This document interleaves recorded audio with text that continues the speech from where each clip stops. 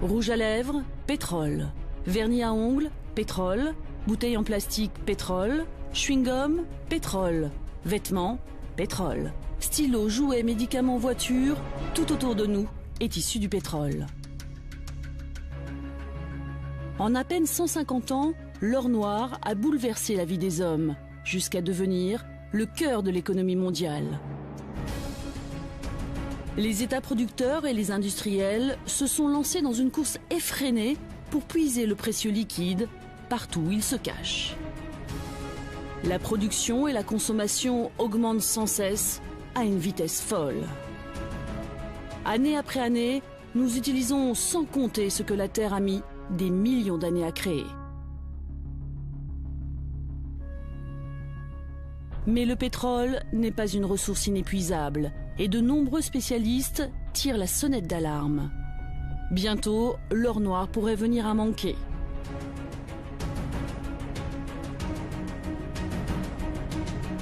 Alors, devons-nous vraiment craindre la pénurie? Quel est l'état des réserves mondiales? Les progrès techniques prolongeront-ils l'âge d'or de l'énergie fossile? Ou au contraire, devrons-nous apprendre à vivre sans pétrole?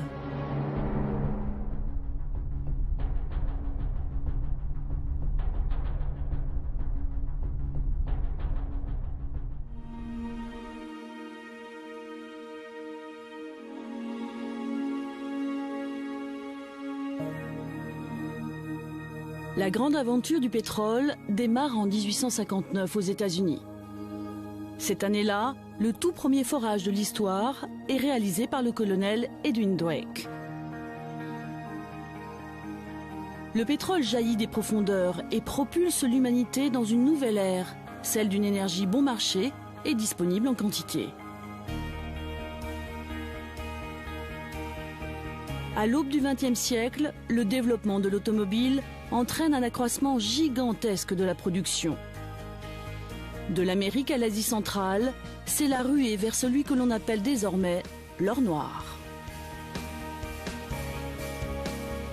Dans les années 1960, le pétrole devient la première énergie au monde. Et aujourd'hui encore, aucun pays de la planète ne pourrait s'en passer. Les gens n'ont absolument pas l'idée que l'industrie pétrolière, c'est le cœur de l'économie mondiale. Chiffre d'affaires 3 500 milliards de dollars par an, rien que pour le pétrole, plus 1 500 pour le gaz, ça fait 5 000 milliards de dollars. L'industrie automobile, c'est 100 milliards de dollars par an, 50 fois moins. Cette industrie est de loin la plus importante industrie au monde, de très très loin.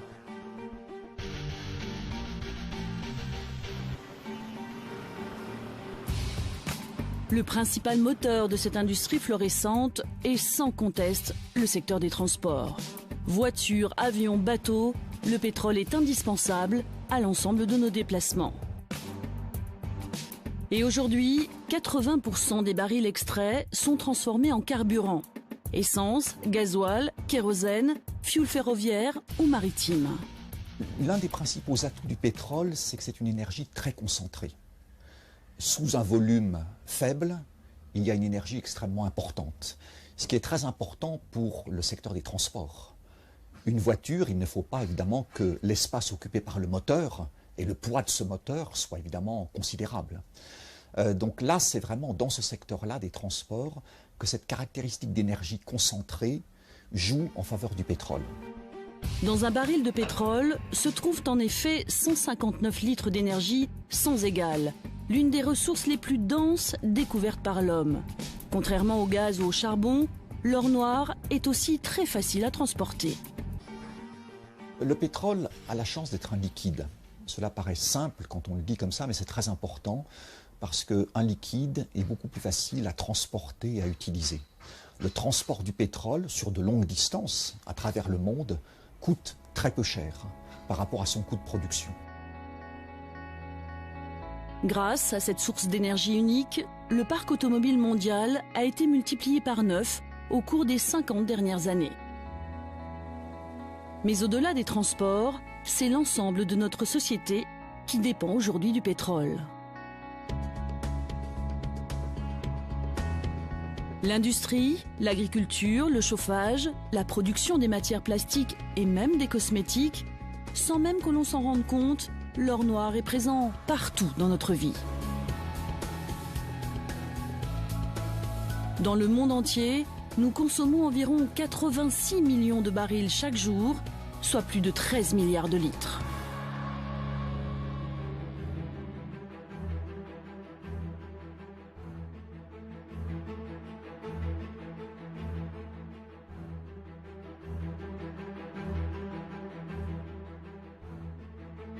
Cette huile, presque miraculeuse, est issue des profondeurs de la Terre. Elle s'est formée il y a plusieurs millions d'années à partir de matières organiques putréfiées et ensevelies sous les sédiments.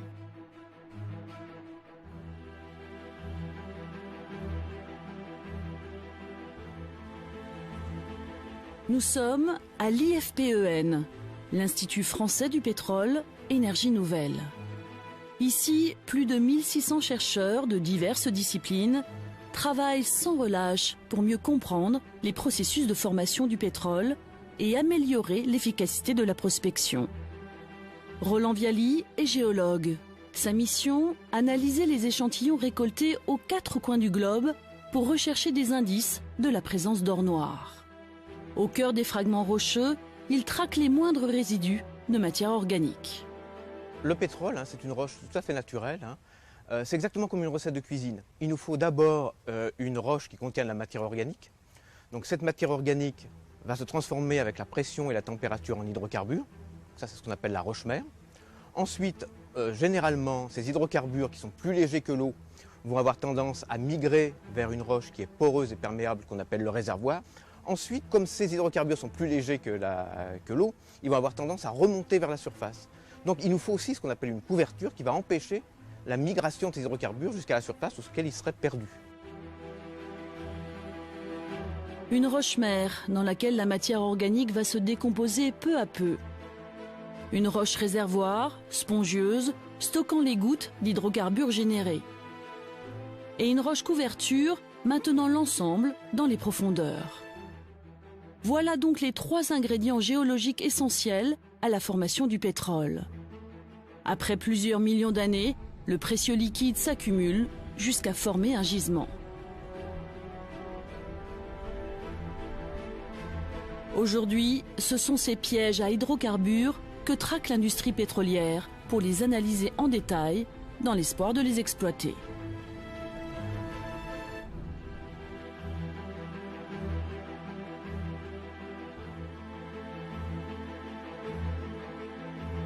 La prospection s'apparente bien souvent à une véritable partie de poker.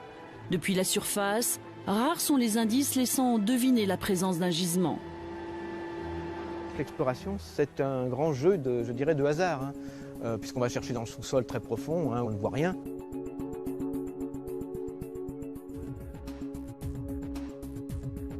Dans le sud de la France, au pied des Pyrénées, la compagnie canadienne Vermillon exploite une concession sur 54 km².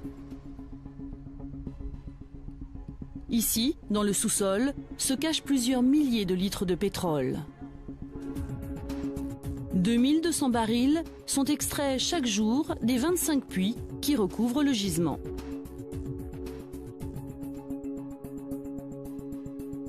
Mais lorsqu'elle a acquis cette concession, en janvier 2012, l'entreprise canadienne a fait le pari qu'il devrait y avoir de plus grandes quantités de pétrole enfouies sous cette terre.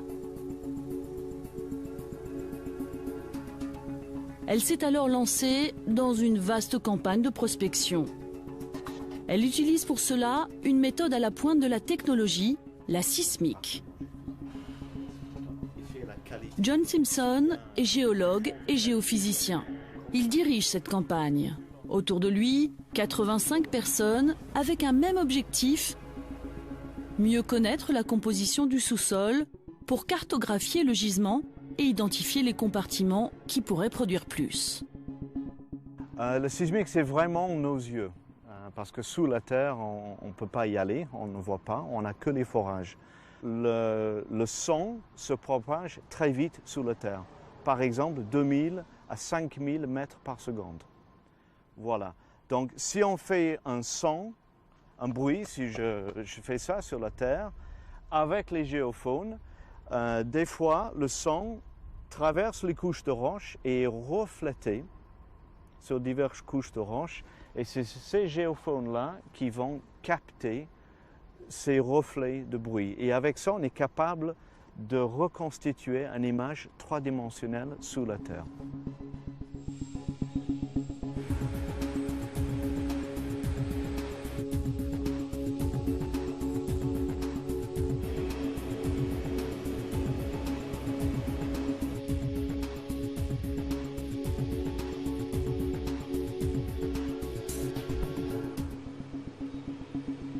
Entre les exploitations agricoles, 3 camions émettent de fortes vibrations qui sont captées par les 6000 géophones qui quadrillent toute la concession. Sur les écrans d'ordinateur, c'est une véritable échographie du ventre de la Terre qui apparaît. Les ultrasons révèlent la forme et la nature des roches jusqu'à plus de 2 km de profondeur. Ça détermine le nombre de forages qu'on va faire, où on va mettre les forages pour optimiser la récupération du pétrole. Et là, avec cette campagne sismique, on espère vraiment identifier des zones prometteuses sur le gisement de Vic-Bilh qu'on n'a pas vu auparavant. Mais on voit déjà, avec des données initiales, on voit bien la forme d'un anticlinal très bien marqué ici. Mais la zone qui nous intéresse, c'est ici. Mais surtout, on voit beaucoup plus loin. Et une fois qu'on aura fini à traiter ces données, on va voir nettement mieux ce qui se passe au niveau du réservoir. Donc vous voyez pour la première fois, sous la Terre, ce qui se passe dans cette région-là, sur le champ de Vic-Bilh.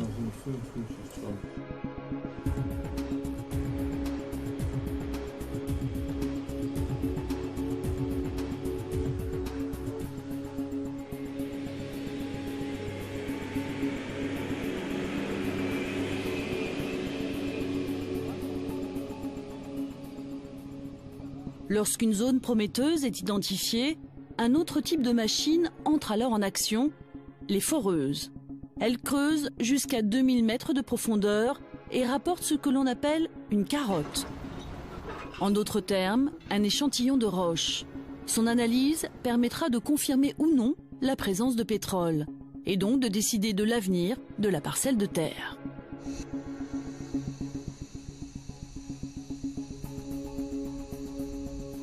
En moyenne, seul un forage sur 10 aboutit finalement à l'extraction d'hydrocarbures. Une moyenne relativement faible au regard du coût colossal de la prospection. Mais c'est le prix à payer pour les entreprises voulant élargir leur terrain d'action. Le pétrole, présent dans le sous-sol français, est une vraie aubaine pour la société Vermillon et les autres entreprises pétrolières présentes dans l'Hexagone. Mais c'est une goutte d'eau par rapport à ce que nous consommons en France.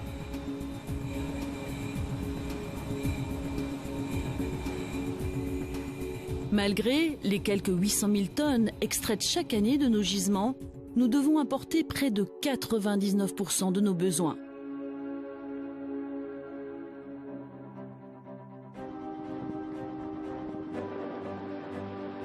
La production pétrolière mondiale est en réalité concentrée dans un petit nombre de régions.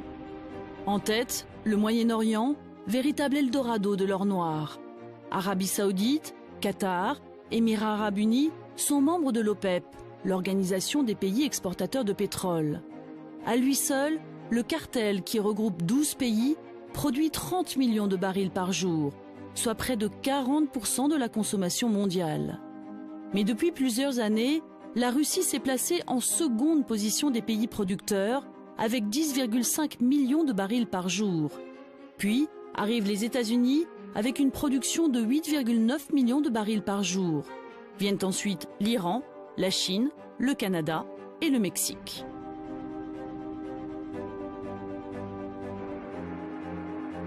Dans le monde entier, tous ces pays se livrent un combat acharné pour le contrôle du pétrole et surtout pour l'argent qu'il permet de dégager.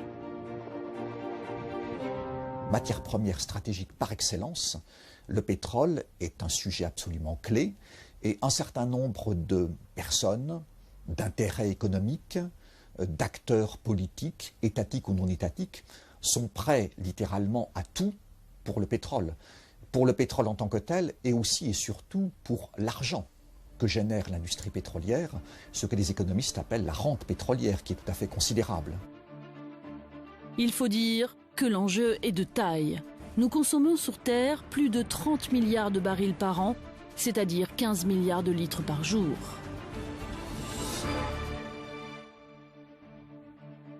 Un Américain consomme 8 tonnes équivalent pétrole par an, c'est-à-dire l'énergie contenue dans 8 tonnes de pétrole. Un Européen, pour un niveau de vie comparable, en utilise 2 fois moins et un Indien, 15 fois moins.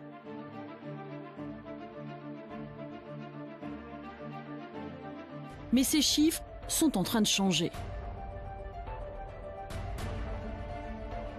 On sait qu'il y a 2 facteurs qui sont très forts dans la demande énergétique. L'augmentation de la population mondiale, on augmente de 1% par an. On vient de passer les 7 milliards d'habitants, je crois, il y a 2 ans. En 2030, on devrait être 8 milliards et demi. Il est bien évident donc qu'au plus on est nombreux, au plus on va dépenser de l'énergie. Ça, c'est sûr. Deuxièmement, il y a l'augmentation du niveau de vie, notamment de tous les pays émergents qui se développent et qui demandent beaucoup d'énergie. Donc, ce qu'on est à peu près sûr, c'est que c'est une tendance de fond. La population augmente, le niveau de vie augmente, donc la demande énergétique globale va augmenter. Sur les 10 dernières années, les pays émergents ont très fortement accru leur demande en pétrole. En tête des régions les plus gourmandes, l'Asie et surtout la Chine, avec plus de 90% d'augmentation en 10 ans. Nous sommes en train de vivre le basculement d'un monde. Les populations émergentes, qui hier n'avaient pas de voiture personnelle, en auront demain. La demande d'énergie pour les transports routiers et aériens va continuer à croître de manière exponentielle. Le potentiel de croissance de la demande pétrolière dans le secteur des transports, dans les pays émergents, est en tant que tel suffisant pour assurer la croissance du marché régulière au cours des prochaines décennies, à un rythme que l'on peut évaluer à environ 1 million de barils jour de croissance chaque année. Alors, pour satisfaire cette demande qui augmente chaque année, jusqu'où faudra-t-il aller? Combien de barils de pétrole faudra-t-il produire? Va-t-on puiser la ressource jusqu'à sa dernière goutte?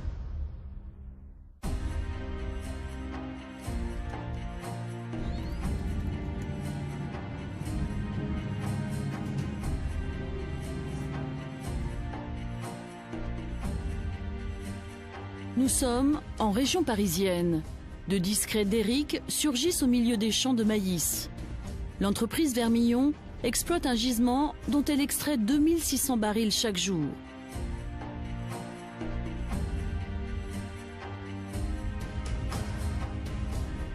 Ici, l'exploitation pétrolière a commencé dans les années 1980.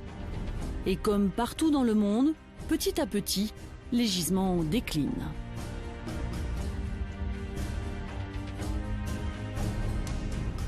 Un puits, c'est presque un être vivant, voyez. Il fluctue hein. Dans la vie d'un puits, il peut un jour produire beaucoup plus et puis au fil du temps, il peut produire moins. Et là, ces 4 puits à eux seuls font presque 200 mètres cubes, un petit peu plus de 200 mètres cubes jour de pétrole brut. Et si on compare par exemple ces puits qui sont tout neufs, qui font à peu près donc 50 mètres cubes jour chacun, à d'autres puits qui sont un peu plus loin derrière là, eux, qui ont été forés dans les années 2000, donc qui ont presque une quinzaine d'années, on va dire, eh bien eux, ils font plus que 2-3 mètres cubes.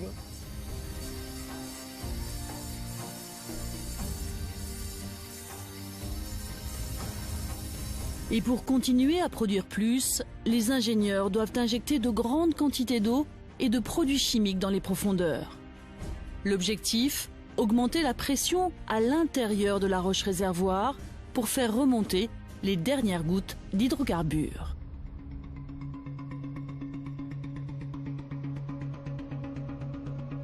Mais à l'échelle de la planète, le constat est sans appel. Les puits exploités depuis de longues années ne suffiront bientôt plus pour faire face à la demande. Un champ conventionnel décline en moyenne de 5 à 6% par an, que la demande elle augmente de 1 à 1,5% par an quand il n'y a pas de période de crise. Et donc, ça vous fait, si vous voulez, dans 10 ans de maintenant, il faudrait produire 50 millions de barils jour qui ne sont pas développés aujourd'hui. Ils ne sont pas développés. Et 50 millions de barils jour, c'est 5 fois la production de l'Arabie Saoudite aujourd'hui, ou 5 fois la production de la Russie aujourd'hui. Donc vous voyez les efforts pour dans 10 ans, il faut investir dans 5 fois la capacité de production de l'Arabie Saoudite ou de la Russie. C'est énorme, c'est gigantesque. La Terre, elle est finie, donc elle a une dimension finie, donc automatiquement la quantité de ressources est finie et elle n'est pas renouvelable. Hein, ce n'est pas une ressource renouvelable, ce n'est pas une ressource recyclable comme l'uranium. Au fur et à mesure où on la consomme, on la détruit. À un moment donné, on ne pourra plus augmenter les capacités de production. Et là, on ne peut pas aller contre ce fait. Ce discours alarmiste est d'actualité depuis près de 50 ans. Déjà en 1973, on prédisait la fin du pétrole dans moins de 30 ans. Et pourtant, aujourd'hui encore, nous produisons et consommons toujours plus de pétrole. Alors, qu'en est-il vraiment? Quel est l'état réel des réserves de la planète? Difficile de répondre précisément à cette question cruciale.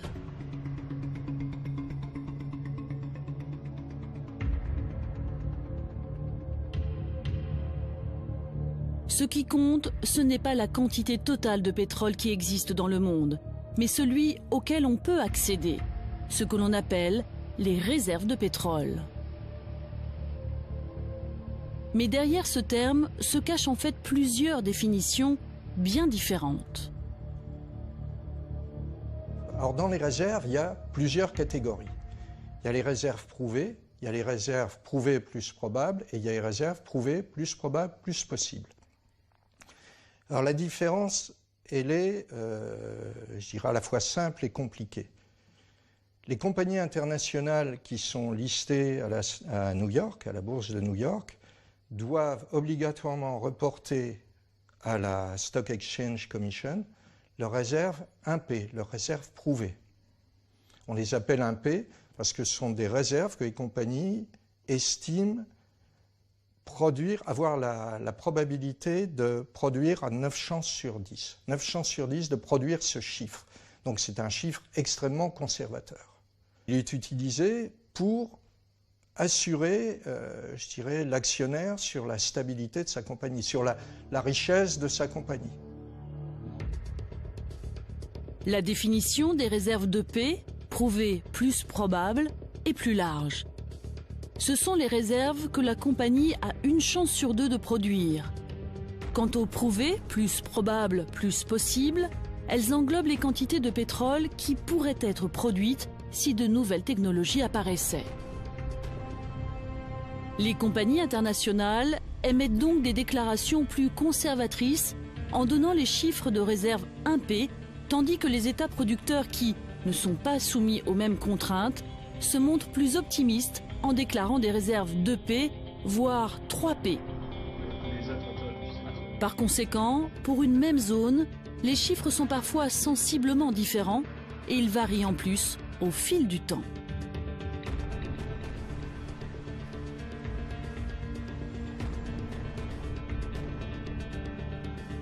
Le journaliste Éric Laurent est l'auteur d'une enquête sur la face cachée du pétrole. Il a mis au jour les manœuvres qui ont permis aux pays producteurs de très largement gonfler les chiffres de leurs réserves. En 1986, des pays arabes de l'OPEP ont décidé d'augmenter le montant de leurs réserves. Ils ont décidé de monter, c'est-à-dire qu'ils n'ont pas découvert, d'augmenter le montant de leurs réserves de plus de 60%, c'est-à-dire c'était qui équivalait à 300 milliards de barils supplémentaires, sans qu'il y ait pour autant une nouvelle découverte majeure. Et tout ça pour des raisons de quotas, de répartition des quotas, pour pouvoir vendre davantage à l'étranger et aussi pour s'arroger, je dirais, un rôle géopolitique plus important auprès de ceux qui sont leurs clients occidentaux. Ça voulait dire, au fond, implicitement, regardez un peu, avec les réserves que nous avons, nous sommes des acteurs incontournables. Bon. Eh bien, ces réserves de pétrole, qui sont quand même discutables, ces chiffres qui sont plus que contestables, ont été intégrés dans toutes les données officielles et tous les calculs. Et nous avons basé notre consommation et notre consommation au quotidien, je veux dire en tant qu'occidentaux, sur en effet ces données qui sont complètement fallacieuses.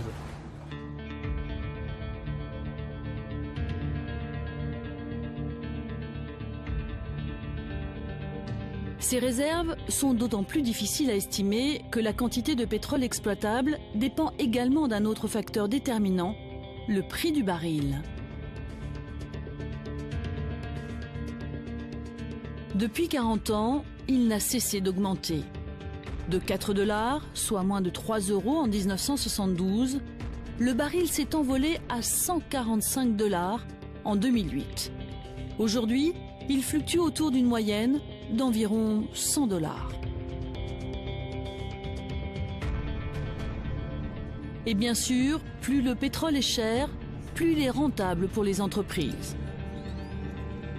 En fonction du prix de l'énergie, des choses qui n'étaient pas rentables de faire il y a 20 ans le deviennent maintenant, ou le seront dans 20 ou 30 ans. Donc la notion de réserve et de ressources, c'est quelque chose qui fluctue en fonction du contexte économique, plus que du contexte géologique finalement. D'une année sur l'autre, en fonction des crises, mais aussi du contexte géopolitique et des conflits, les réserves estimées peuvent donc très largement varier. Tenant compte de ces fluctuations, des données officielles sont pourtant publiées tous les ans. Elles reprennent les chiffres déclarés par les compagnies internationales et ceux des États producteurs. Selon les cartes réalisées par l'IFPEN, basées sur ces données, les plus grandes réserves déclarées de pétrole se trouvent aujourd'hui au Venezuela, avec 298 milliards de barils encore potentiellement accessibles. Ce pays d'Amérique latine devance l'Arabie saoudite, le Canada, l'Iran et l'Irak.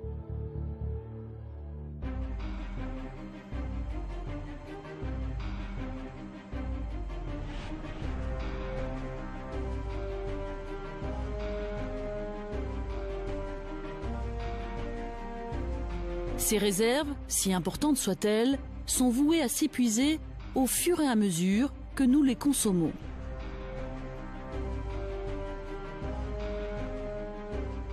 Pour les experts, nous allons connaître un pic pétrolier. C'est le moment où la production mondiale de pétrole plafonnera avant de commencer à décliner du fait de l'épuisement de ses ressources exploitables. Les méthodes de prévision de ce pic s'inspirent des travaux de Marion King-Huber. Ce géologue a mis au point une méthode qui lui a permis de prédire en 1956 avec succès que le pic américain serait atteint en 1970.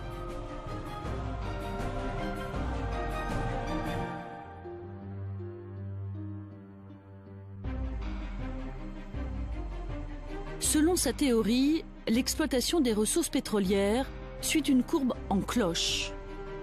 Le sommet de cette courbe correspond au moment où les capacités mondiales de production atteignent leur maximum avant de décliner. C'est alors la déplétion. La contrainte, ce n'est pas la ressource, c'est la vitesse à laquelle on peut les sortir de terre. Et c'est là que le système est en train de saturer.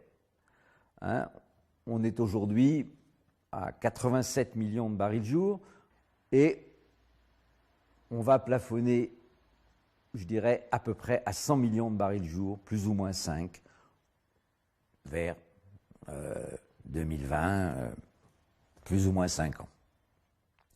Et ce plafonnement n'est pas une question de ressources, n'est pas une question de réserve, ce n'est pas une question de la taille de la baignoire, c'est une question de la taille du robinet. On ne pourra pas produire plus. Pour produire plus, il faudrait investir des sommes qui correspondraient à des prix du pétrole beaucoup plus élevés. Et là, l'économie mondiale ne peut pas l'encaisser. Donc c'est un scénario impossible. Le scénario d'un brut à 200 ou 300 $ le baril en Doral d'aujourd'hui est un scénario qui n'a pas de réalité parce que l'économie mondiale ne peut pas fonctionner dans ces conditions. Pour tous les experts, La question n'est pas de savoir si on connaîtra ou non le pic pétrolier, mais bien de savoir quand.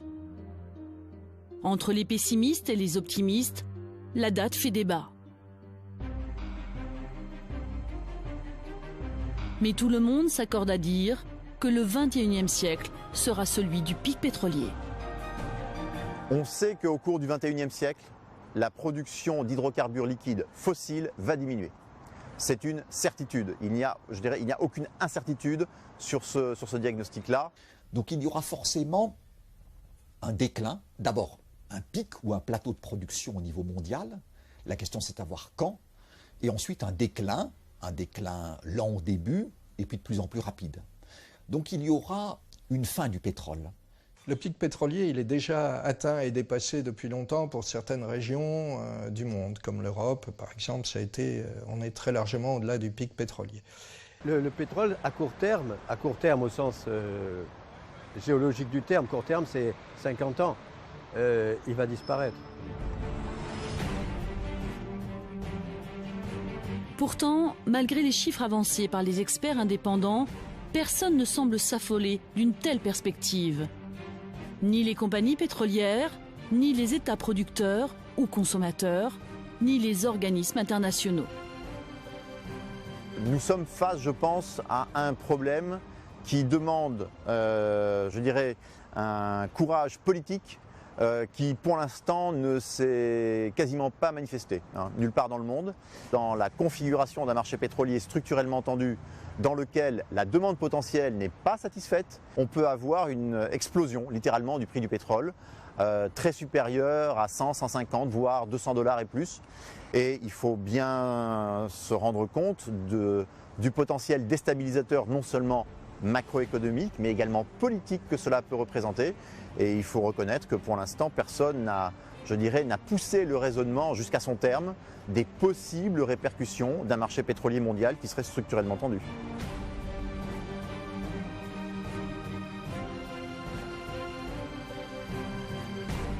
Une perspective que les économistes et les marchés ne souhaitent pas envisager.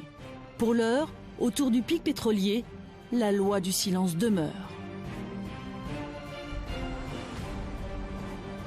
Les multinationales et les gouvernements du monde entier préfèrent placer leurs espoirs dans le progrès technique. Depuis plusieurs années, de nouveaux gisements font d'ailleurs l'objet de toutes les attentions. Des gisements autrefois trop complexes et trop chers à exploiter, mais qui deviennent aujourd'hui de plus en plus rentables. C'est ce que l'on appelle les pétroles non conventionnels.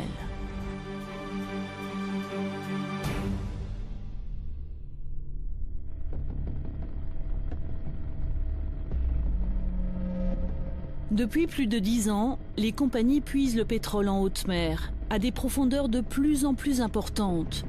Nous sommes entrés dans l'ère de l'offshore ultra profond. Ici, on extrait le pétrole à plus de 2500 mètres sous la mer. Des forages de l'extrême, des tubes capables de résister à d'énormes pressions, des exploitations complexes sur des plateformes gigantesques.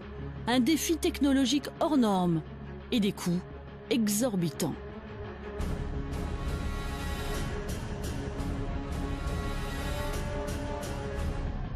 Pour un seul objectif, produire toujours plus de barils et combler la pénurie de pétrole conventionnel.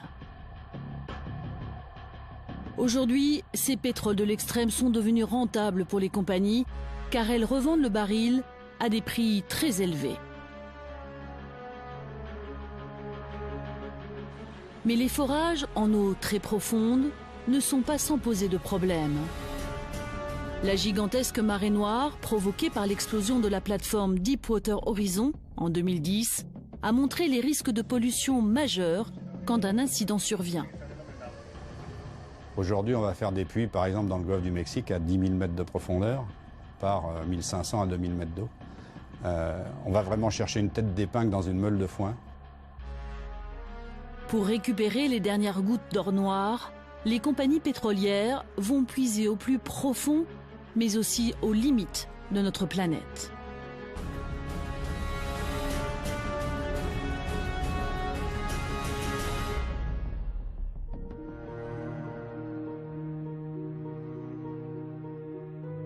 le Grand Nord.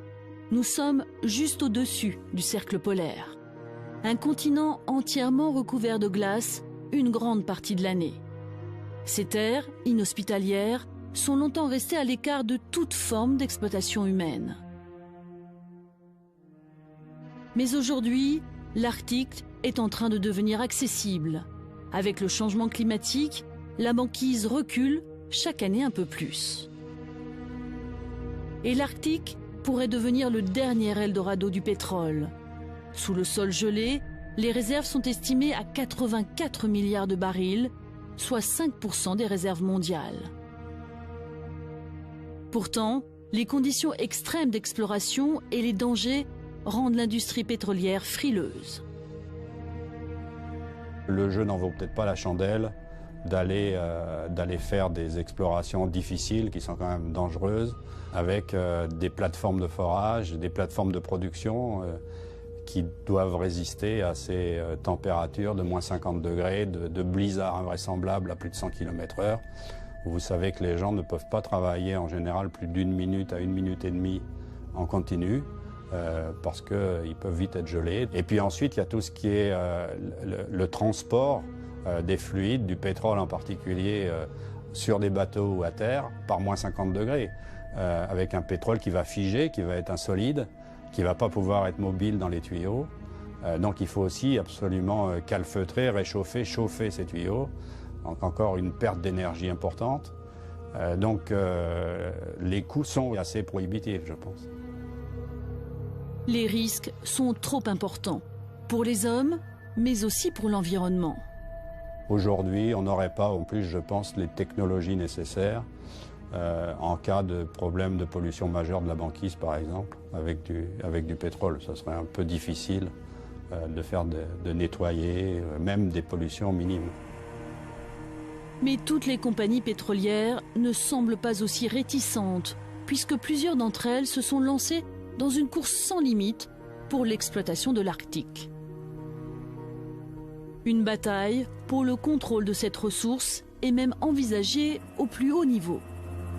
On a déjà envisagé au niveau de l'OTAN, tout simplement, le secrétaire général de l'OTAN a dit très clairement que les planificateurs de l'OTAN ne souhaitent pas une guerre pour l'Arctique, mais qu'ils se préparent pour ce type de scénario. Car l'Arctique, qui s'étend sur plus de 14 millions de kilomètres carrés, est bordé par le Canada, les États-Unis, la Norvège, le Groenland et la Russie. Or, plusieurs de ces pays revendiquent la propriété du sous-sol, alors qu'aucune règle de droit international n'encadre pour l'instant l'exploitation des ressources. Mais plus proche de nous, bien plus près de la surface que les pétroles ultra-profonds et moins extrêmes que les pétroles de l'Arctique, il existe aussi d'autres types de pétroles non conventionnels. Des pétroles plus lourds, beaucoup plus difficiles à extraire, mais qui font malgré tout rêver les compagnies pétrolières.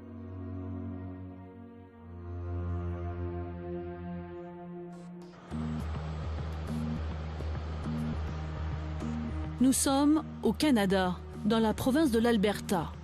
Ici, des compagnies exploitent un vaste gisement d'un nouveau genre, ce que l'on appelle les sables bitumineux.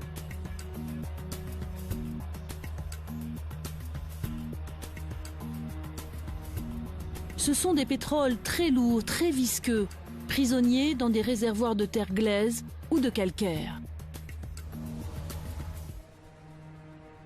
Ils sont très proches de la surface, 300 ou 400 mètres de profondeur maximum.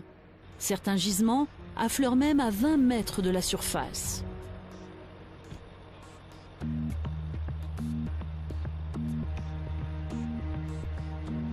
Mais ces pétroles sont difficiles à extraire.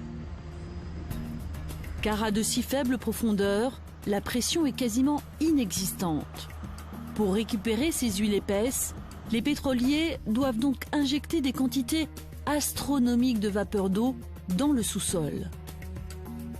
De l'eau puisée dans les lacs alentours et qui, une fois récupérée, se trouve considérablement polluée par les hydrocarbures.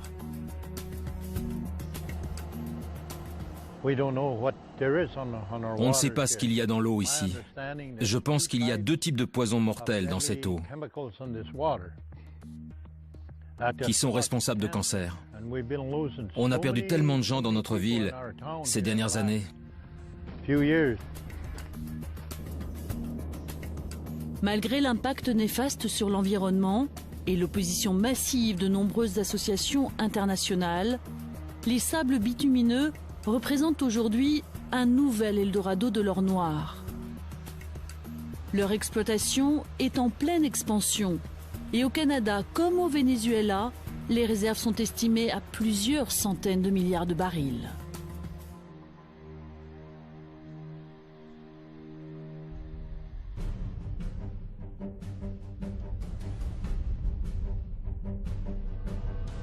Ailleurs, un autre pétrole non conventionnel fait aussi l'objet de toutes les attentions. Nous sommes à seulement quelques kilomètres de Paris. Entre ces exploitations agricoles, la compagnie Vermillon extrait de toutes petites quantités de ce que l'on appelle le pétrole de schiste. Il s'agit en fait d'hydrocarbures profondément enfermés dans la roche-mère. Du pétrole, mais aussi du gaz, qui n'ont pas eu le temps d'achever totalement leur transformation géologique, ni de remonter dans la roche réservoir. Le pétrole de schiste provient de cette zone géologique, la roche-mère, qui est une roche très compacte, très peu perméable. Donc c'est difficile d'en extraire un liquide ou un gaz. Dans ce cas-ci, c'est du pétrole, donc un liquide. Donc d'où la nécessité d'utiliser la fracturation hydraulique. La fracturation hydraulique est la technique qui permet d'atteindre le gaz et le pétrole de schiste en fracturant la roche. C'est l'injection d'eau avec du sable composé de manière industrielle et des additifs. Donc ce liquide ou ce mélange est injecté sous haute pression pour faire, fissurer la roche et que l'eau avec le sable puisse circuler à travers ces fissures. Et lorsque nous cessons toute pression, la roche se referme sur ces grains de sable qui permet l'acheminement, le passage du pétrole à travers ces fissures vers le puits. Mais en France, cette méthode est interdite depuis juillet 2011. Les parlementaires ont jugé cette technique trop dommageable pour l'environnement. L'injection de solvants dans le sous-sol pourrait en effet polluer durablement les nappes phréatiques. La société Vermillon avait réalisé cette fracturation hydraulique quelques mois avant la loi d'interdiction. Elle a donc conservé le droit de pomper le pétrole issu de ce gisement. Il est toujours permis de produire ce pétrole avec un équipement classique de pompage sans aucune intervention d'optimisation. Donc vous pouvez voir, on a produit 25 barils au tout début. Aujourd'hui, on produit encore 1 baril. C'est peu. Par contre, ça démontre qu'il y a un peu de pétrole de schiste. La grande question, est-ce qu'il y en a de manière économique? Ça nécessite de nombreuses années d'études et d'évaluation. Une preuve que la France détient dans son sous-sol des ressources de pétrole de schiste. Mais en quelle quantité? Selon des évaluations américaines, nous pourrions disposer de vastes réserves de cette précieuse huile. Mais il est aujourd'hui impossible de savoir précisément combien, puisque les forages d'exploration pour le pétrole et le gaz de schiste nécessaires à ce calcul sont interdits depuis la loi de 2011.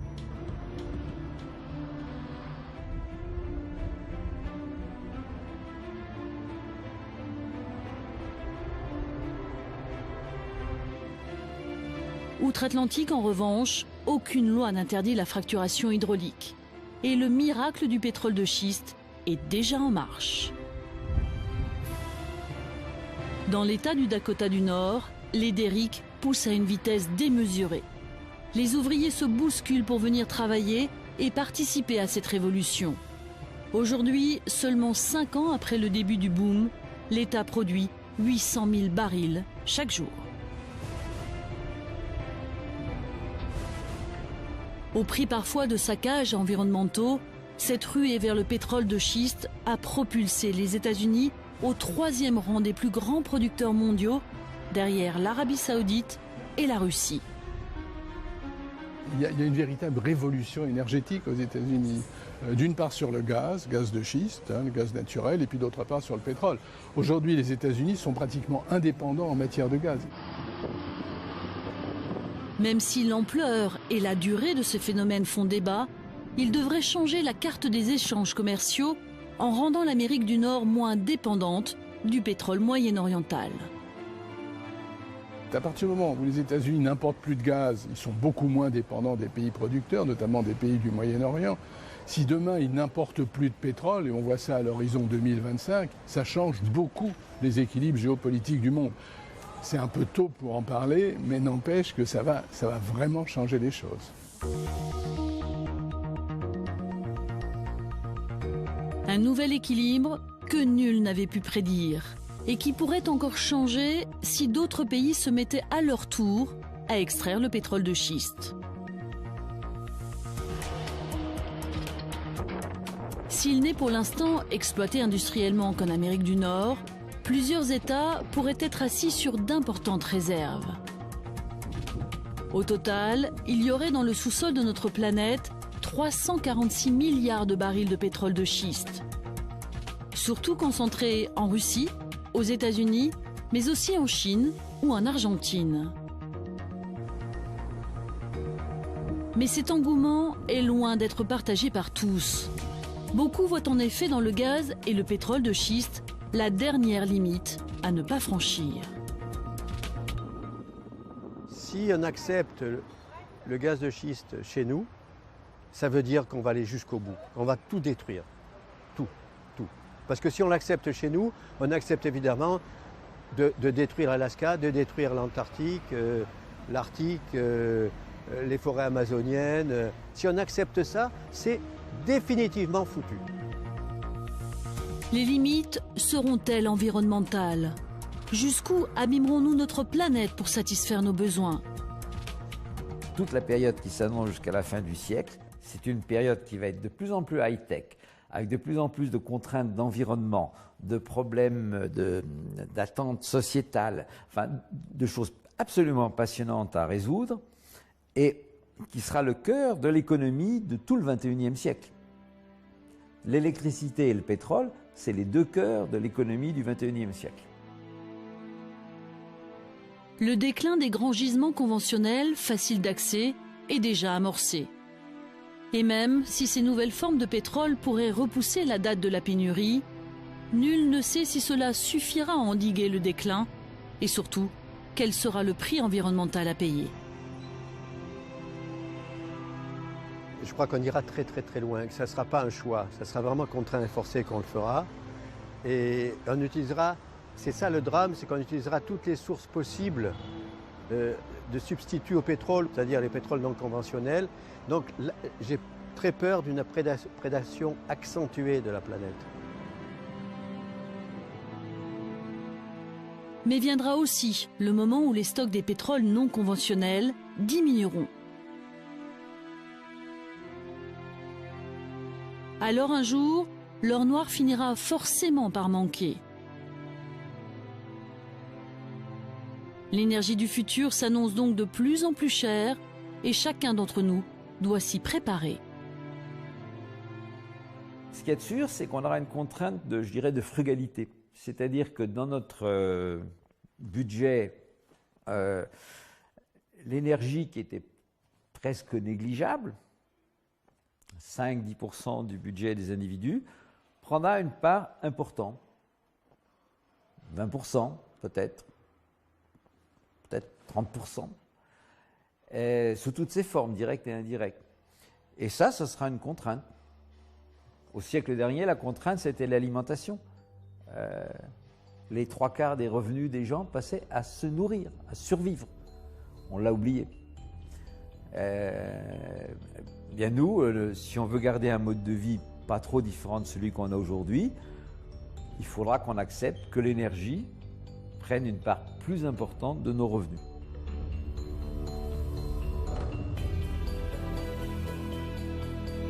Une énergie tellement précieuse qu'elle sera disputée par les différentes puissances.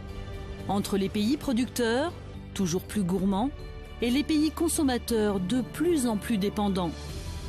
Entre ceux qui pourront payer une ressource chère et ceux qui n'en auront pas les moyens. Les divisions vont continuer à s'accentuer. Les tensions générées par le pétrole nous conduiront-elles vers d'autres conflits? Il y a déjà eu des guerres des ressources et des guerres du pétrole dans le passé. On ne peut pas dire qu'il n'y en aura pas dans l'avenir. Parce qu'il est aujourd'hui impossible de concevoir un monde sans pétrole, personne, même au plus haut niveau, ne veut se risquer à l'envisager. Alors nous allons puiser le pétrole jusqu'à sa dernière goutte. Une société sans pétrole aujourd'hui est inimaginable. Et pourtant, nous y serons conduits un jour ou l'autre. Face à la pénurie qui nous menace, les spécialistes sont unanimes. Nous devons dès maintenant amorcer la transition énergétique et réfléchir aux solutions pour remplacer l'or noir. Le monde a intérêt à diversifier ses approvisionnements énergétiques et donc à s'organiser dès aujourd'hui, sans attendre la date du picole que personne ne connaît. Évidemment, lorsqu'on sera là, ce sera déjà trop tard. Nous commencer dès aujourd'hui à organiser le déclin délibéré du pétrole. Déclin voulant dire plus exactement la montée en puissance d'autres sources d'énergie, d'autres énergies fossiles, gaz et charbon, et des énergies également renouvelables, et dans certains cas l'énergie nucléaire. Cela dépend évidemment ensuite des choix nationaux de pays qui ont chacun leur souveraineté nationale. Donc à la question faudra-t-il consommer moins, la réponse est oui, avec certitude oui. La question est-ce que l'on pourra consommer mieux, puisque consommer moins ce n'est pas forcément synonyme de contrainte en tant que telle. Je peux consommer un volume d'énergie inférieur, si je l'utilise avec une efficacité supérieure, je peux gagner en qualité du service énergétique rendu. Et c'est là-dessus en fait que se joue tout finalement, tout l'avenir, non seulement de l'équilibre du marché, mais également de la stabilité des systèmes macroéconomiques. Comme le disait un ancien ministre du pétrole de l'Arabie Saoudite, le cheikh Yamani, l'âge de pierre ne s'est pas terminé parce qu'il n'y avait plus de pierre. L'âge de pierre s'est terminé parce que les hommes ont trouvé d'autres moyens de se doter d'outils dont ils avaient besoin pour certains usages, par exemple les métaux. On peut faire une comparaison dans une certaine mesure avec le pétrole par rapport à d'autres énergies. La fin du pétrole, dans un lointain avenir, cela ne voudra pas forcément dire qu'il n'y aura plus de pétrole dans notre sous-sol, sous la terre. Cela peut vouloir dire aussi que d'autres énergies et d'autres technologies énergétiques auront permis de remplacer le pétrole. À l'aube du 3e millénaire, notre société se trouve face à l'un des plus grands défis de son histoire. Dans le monde entier, les hommes vont devoir réapprendre à vivre sans pétrole.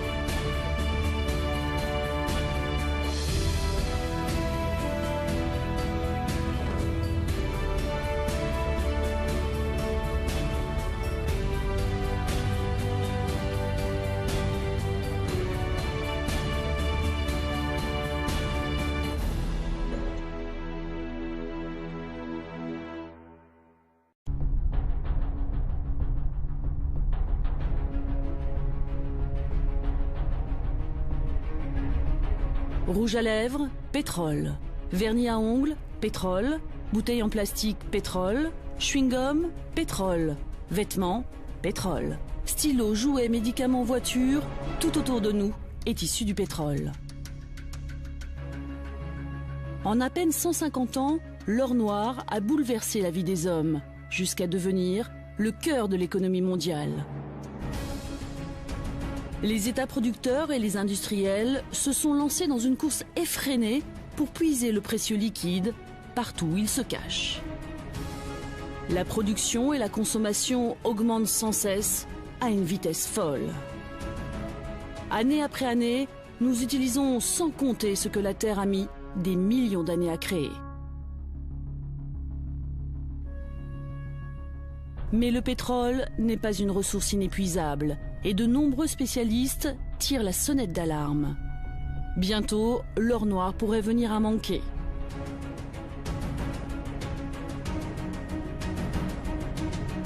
Alors, devons-nous vraiment craindre la pénurie? Quel est l'état des réserves mondiales? Les progrès techniques prolongeront-ils l'âge d'or de l'énergie fossile? Ou au contraire, devrons-nous apprendre à vivre sans pétrole?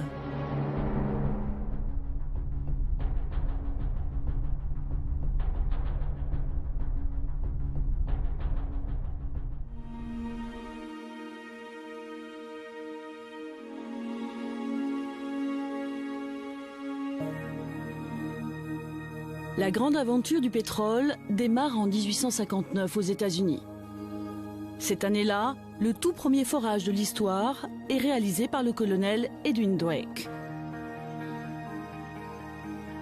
Le pétrole jaillit des profondeurs et propulse l'humanité dans une nouvelle ère, celle d'une énergie bon marché et disponible en quantité.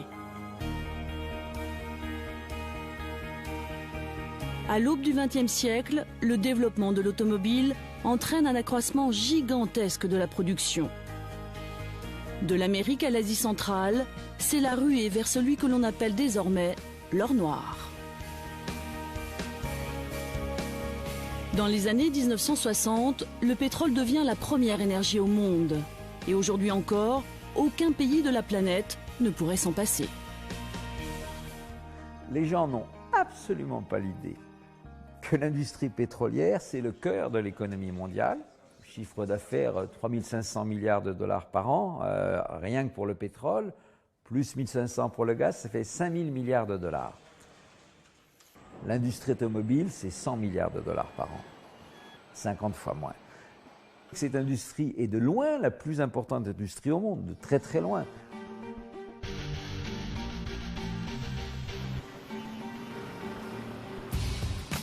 Le principal moteur de cette industrie florissante est sans conteste le secteur des transports.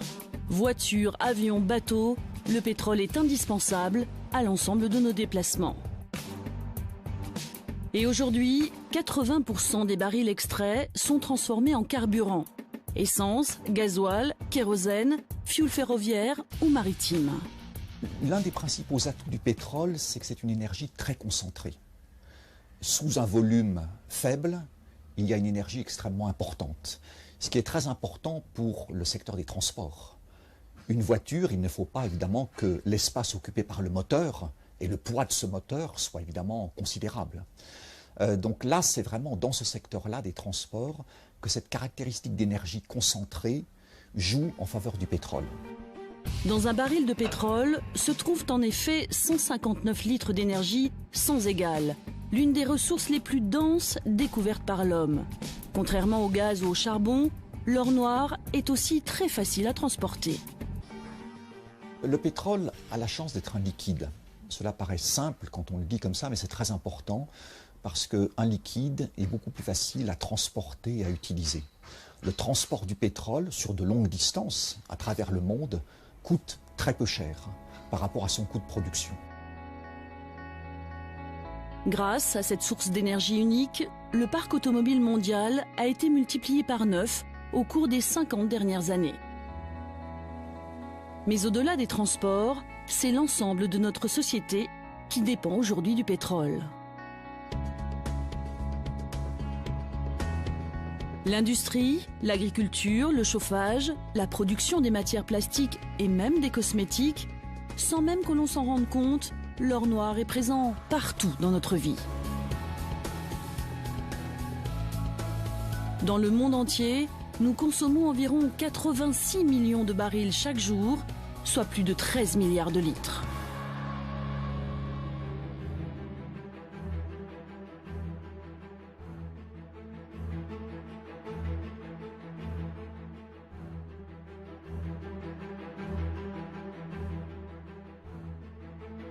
Cette huile, presque miraculeuse, est issue des profondeurs de la Terre. Elle s'est formée il y a plusieurs millions d'années à partir de matières organiques putréfiées et ensevelies sous les sédiments.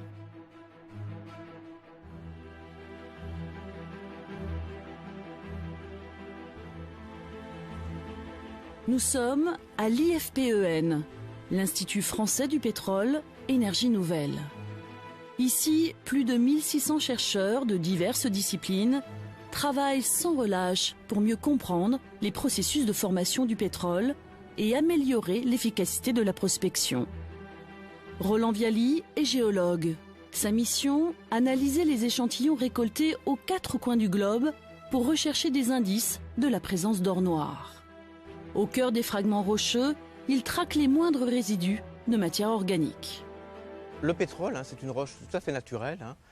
C'est exactement comme une recette de cuisine. Il nous faut d'abord une roche qui contient de la matière organique.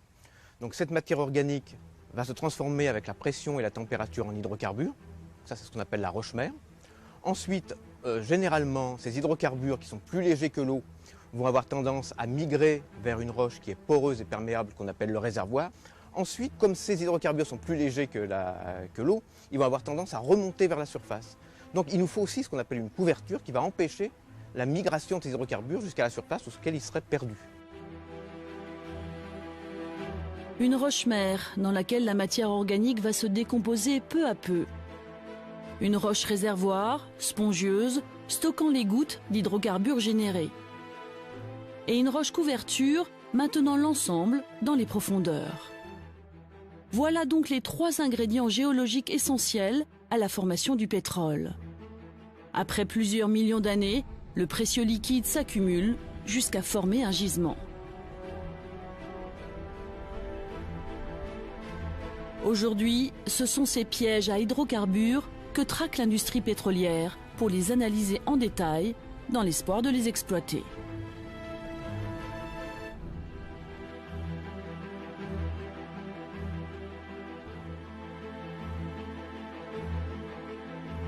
La prospection s'apparente bien souvent à une véritable partie de poker. Depuis la surface, rares sont les indices laissant deviner la présence d'un gisement. L'exploration, c'est un grand jeu de hasard, puisqu'on va chercher dans le sous-sol très profond, on ne voit rien.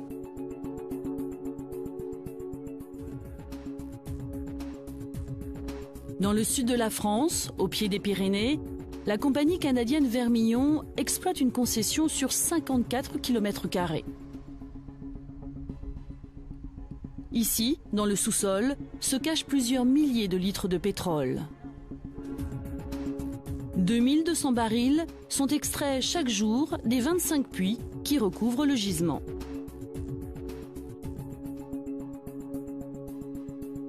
Mais lorsqu'elle a acquis cette concession, en janvier 2012, l'entreprise canadienne a fait le pari qu'il devrait y avoir de plus grandes quantités de pétrole enfouies sous cette terre.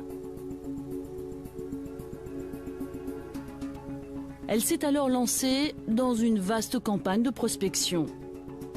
Elle utilise pour cela une méthode à la pointe de la technologie, la sismique.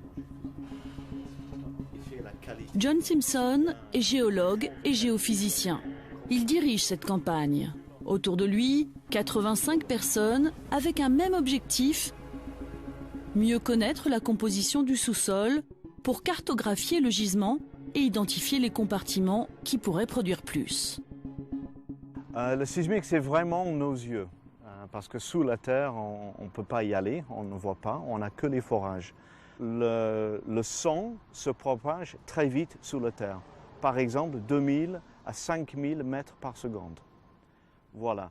Donc, si on fait un son, un bruit, si je fais ça sur la Terre, avec les géophones, des fois, le son traverse les couches de roche et est reflété sur diverses couches de roche. Et c'est ces géophones-là qui vont capter ces reflets de bruit. Et avec ça, on est capable de reconstituer une image 3-dimensionnelle sous la Terre.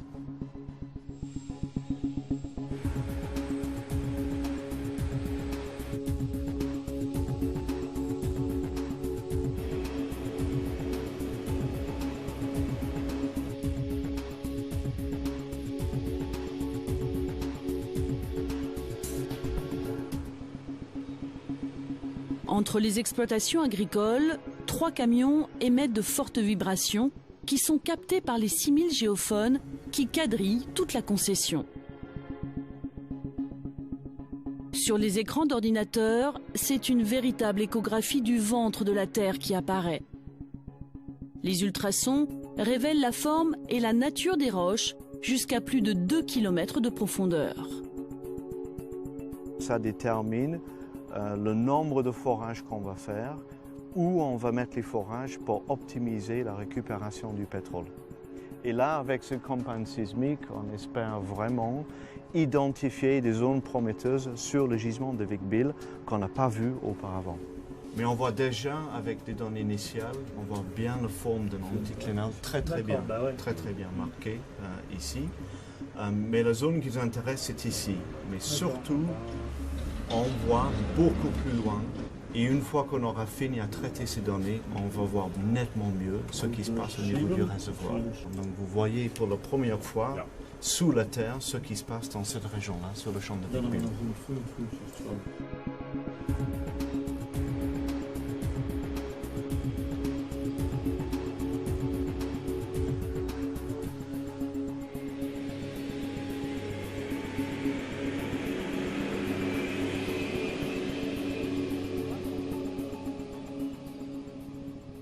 Lorsqu'une zone prometteuse est identifiée, un autre type de machine entre alors en action, les foreuses. Elles creusent jusqu'à 2000 mètres de profondeur et rapportent ce que l'on appelle une carotte.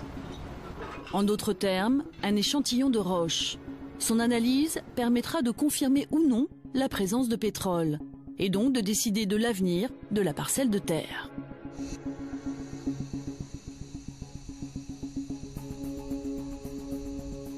En moyenne, seul un forage sur 10 aboutit finalement à l'extraction d'hydrocarbures. Une moyenne relativement faible au regard du coût colossal de la prospection. Mais c'est le prix à payer pour les entreprises voulant élargir leur terrain d'action. Le pétrole, présent dans le sous-sol français, est une vraie aubaine pour la société Vermillon et les autres entreprises pétrolières présentes dans l'Hexagone. Mais c'est une goutte d'eau par rapport à ce que nous consommons en France.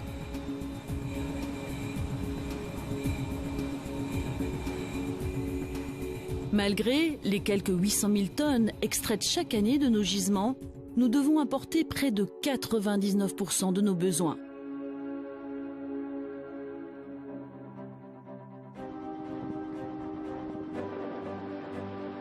La production pétrolière mondiale est en réalité concentrée dans un petit nombre de régions. En tête, le Moyen-Orient, véritable Eldorado de l'or noir. Arabie Saoudite, Qatar, Émirats Arabes Unis sont membres de l'OPEP, l'organisation des pays exportateurs de pétrole. À lui seul, le cartel qui regroupe 12 pays produit 30 millions de barils par jour, soit près de 40% de la consommation mondiale. Mais depuis plusieurs années, la Russie s'est placée en seconde position des pays producteurs avec 10,5 millions de barils par jour. Puis arrivent les États-Unis avec une production de 8,9 millions de barils par jour. Viennent ensuite l'Iran, la Chine, le Canada et le Mexique.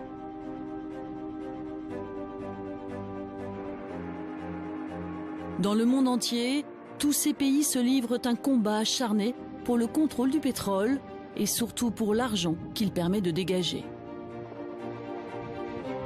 Matière première stratégique par excellence, le pétrole est un sujet absolument clé et un certain nombre de personnes, d'intérêts économiques, d'acteurs politiques, étatiques ou non étatiques, sont prêts littéralement à tout pour le pétrole. Pour le pétrole en tant que tel et aussi et surtout pour l'argent que génère l'industrie pétrolière, ce que les économistes appellent la rente pétrolière, qui est tout à fait considérable. Il faut dire que l'enjeu est de taille. Nous consommons sur Terre plus de 30 milliards de barils par an, c'est-à-dire 15 milliards de litres par jour.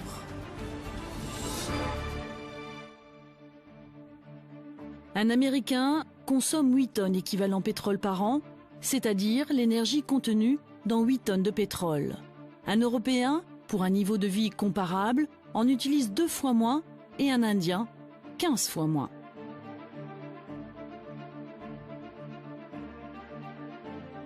Mais ces chiffres sont en train de changer. On sait qu'il y a deux facteurs qui sont très forts dans la demande énergétique. L'augmentation de la population mondiale, on augmente de 1% par an. On vient de passer les 7 milliards d'habitants, je crois, il y a 2 ans. En 2030, on devrait être 8 milliards et demi. Il est bien évident donc qu'au plus on est nombreux, au plus on va dépenser de l'énergie. Ça, c'est sûr. Deuxièmement, il y a l'augmentation du niveau de vie, notamment de tous les pays émergents qui se développent et qui demandent beaucoup d'énergie. Donc, ce qu'on est à peu près sûr, c'est que c'est une tendance de fond. La population augmente, le niveau de vie augmente, donc la demande énergétique globale va augmenter. Sur les 10 dernières années, les pays émergents ont très fortement accru leur demande en pétrole. En tête des régions les plus gourmandes, l'Asie et surtout la Chine, avec plus de 90% d'augmentation en 10 ans. Nous sommes en train de vivre le basculement d'un monde. Les populations émergentes, qui hier n'avaient pas de voiture personnelle, en auront demain. La demande d'énergie pour les transports routiers et aériens va continuer à croître de manière exponentielle. Le potentiel de croissance de la demande pétrolière dans le secteur des transports, dans les pays émergents, est en tant que tel suffisant pour assurer la croissance du marché régulière au cours des prochaines décennies, à un rythme que l'on peut évaluer à environ 1 million de barils jour de croissance chaque année. Alors, pour satisfaire cette demande qui augmente chaque année, jusqu'où faudra-t-il aller? Combien de barils de pétrole faudra-t-il produire? Va-t-on puiser la ressource jusqu'à sa dernière goutte?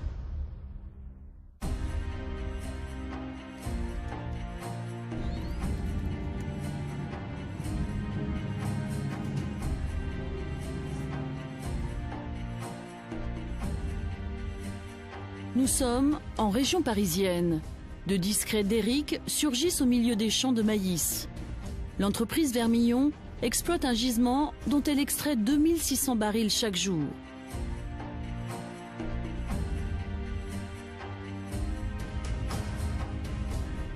Ici, l'exploitation pétrolière a commencé dans les années 1980. Et comme partout dans le monde, petit à petit, les gisements déclinent.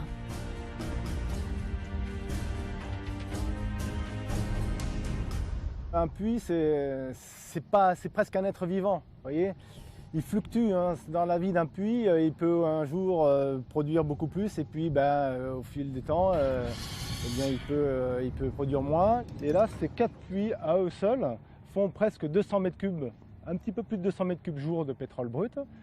Et si on compare par exemple ces puits qui sont tout neufs, qui font à peu près donc 50 mètres cubes jour chacun, à d'autres puits qui sont un peu plus loin derrière là, eux, qui ont été forés dans les années 2000, donc qui ont presque une quinzaine d'années, on va dire, eh bien eux, ils font plus que 2-3 mètres cubes.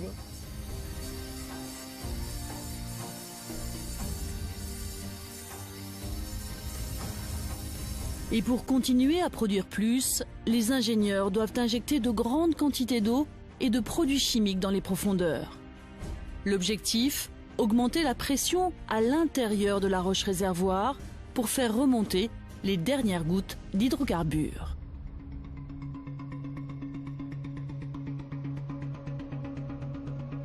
Mais à l'échelle de la planète, le constat est sans appel. Les puits exploités depuis de longues années ne suffiront bientôt plus pour faire face à la demande. Un champ conventionnel décline en moyenne de 5 à 6% par an, que la demande elle augmente de 1 à 1,5% par an quand il n'y a pas de période de crise. Et donc ça vous fait, si vous voulez, dans 10 ans de maintenant, il faudrait produire 50 millions de barils jour qui ne sont pas développés aujourd'hui. Ils ne sont pas développés. Et 50 millions de barils jour, c'est 5 fois la production de l'Arabie Saoudite aujourd'hui, ou 5 fois la production de la Russie aujourd'hui. Donc vous voyez les efforts pour dans 10 ans, il faut investir dans 5 fois la capacité de production de l'Arabie Saoudite ou de la Russie. C'est énorme, c'est gigantesque. La Terre, elle est finie, donc elle a une dimension finie. Donc automatiquement, la quantité de ressources est finie et elle n'est pas renouvelable. Hein, ce n'est pas une ressource renouvelable, ce n'est pas une ressource recyclable comme l'uranium. Au fur et à mesure où on la consomme, on la détruit. À un moment donné, on ne pourra plus augmenter les capacités de production. Et là, on ne peut pas aller contre ce fait. Ce discours alarmiste est d'actualité depuis près de 50 ans. Déjà en 1973, on prédisait la fin du pétrole dans moins de 30 ans. Et pourtant, aujourd'hui encore, nous produisons et consommons toujours plus de pétrole. Alors, qu'en est-il vraiment? Quel est l'état réel des réserves de la planète? Difficile de répondre précisément à cette question cruciale.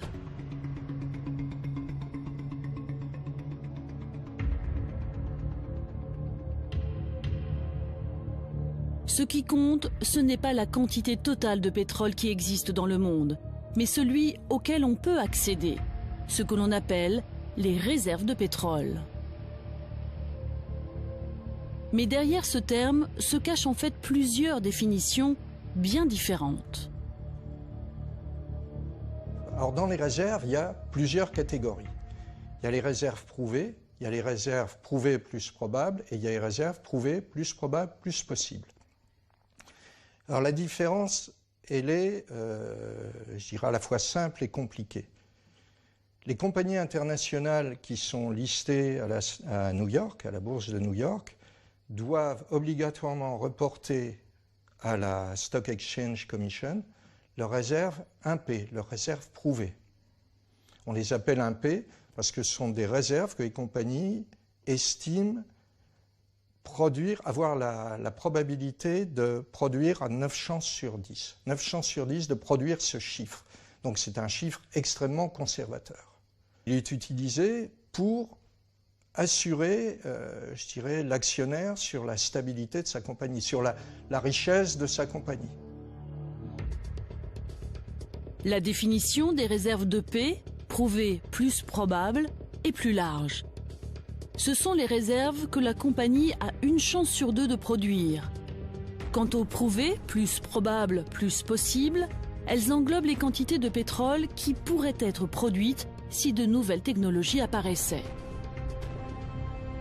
Les compagnies internationales émettent donc des déclarations plus conservatrices en donnant les chiffres de réserve 1P, tandis que les États producteurs qui ne sont pas soumis aux mêmes contraintes se montrent plus optimistes en déclarant des réserves 2P, voire 3P. Par conséquent, pour une même zone, les chiffres sont parfois sensiblement différents et ils varient en plus au fil du temps.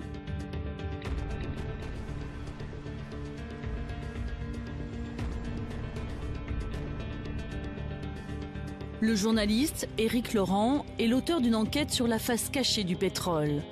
Il a mis au jour les manœuvres qui ont permis aux pays producteurs de très largement gonfler les chiffres de leurs réserves. En 1986, des pays arabes de l'OPEP ont décidé d'augmenter le montant de leurs réserves. Ils ont décidé de monter, c'est-à-dire qu'ils n'ont pas découvert, d'augmenter le montant de leurs réserves de plus de 60%, c'est-à-dire c'était qui équivalait à 300 milliards de barils supplémentaires, sans qu'il y ait pour autant une nouvelle découverte majeure. Et tout ça pour des raisons de quotas, de répartition des quotas, pour pouvoir vendre davantage à l'étranger et aussi pour s'arroger, je dirais, un rôle géopolitique plus important auprès de ceux qui sont leurs clients occidentaux. Ça voulait dire, au fond, implicitement, regardez un peu, avec les réserves que nous avons, nous sommes des acteurs incontournables. Bon. Eh bien, ces réserves de pétrole, qui sont quand même discutables, ces chiffres qui sont plus que contestables, ont été intégrés dans toutes les données officielles et tous les calculs. Et nous avons basé notre consommation et notre consommation au quotidien, je veux dire en tant qu'occidentaux, sur en effet ces données qui sont complètement fallacieuses.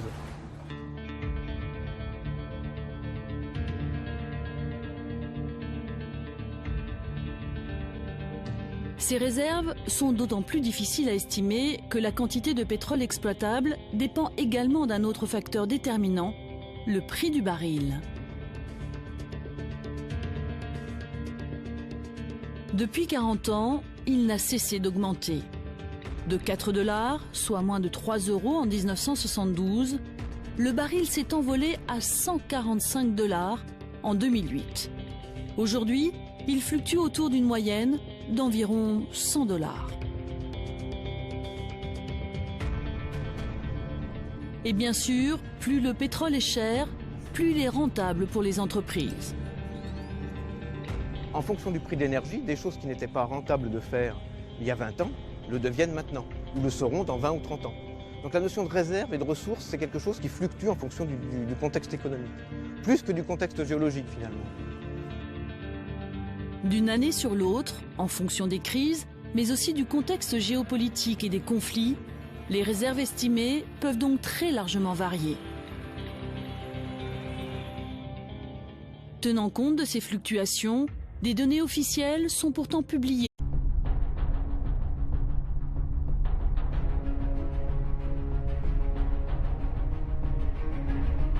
Rouge à lèvres, pétrole.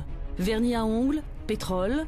Bouteilles en plastique, pétrole. Chewing-gum, pétrole. Vêtements, pétrole. Stylos, jouets, médicaments, voitures, tout autour de nous est issu du pétrole. En à peine 150 ans, l'or noir a bouleversé la vie des hommes, jusqu'à devenir le cœur de l'économie mondiale. Les États producteurs et les industriels se sont lancés dans une course effrénée pour puiser le précieux liquide partout où il se cache. La production et la consommation augmentent sans cesse à une vitesse folle. Année après année, nous utilisons sans compter ce que la Terre a mis des millions d'années à créer. Mais le pétrole n'est pas une ressource inépuisable et de nombreux spécialistes tirent la sonnette d'alarme. Bientôt, l'or noir pourrait venir à manquer.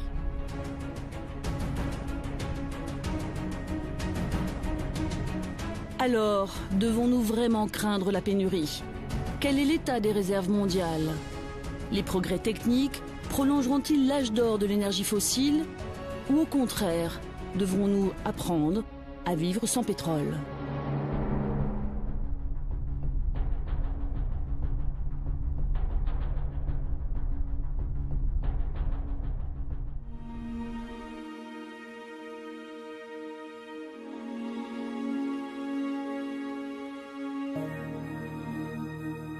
La grande aventure du pétrole démarre en 1859 aux États-Unis.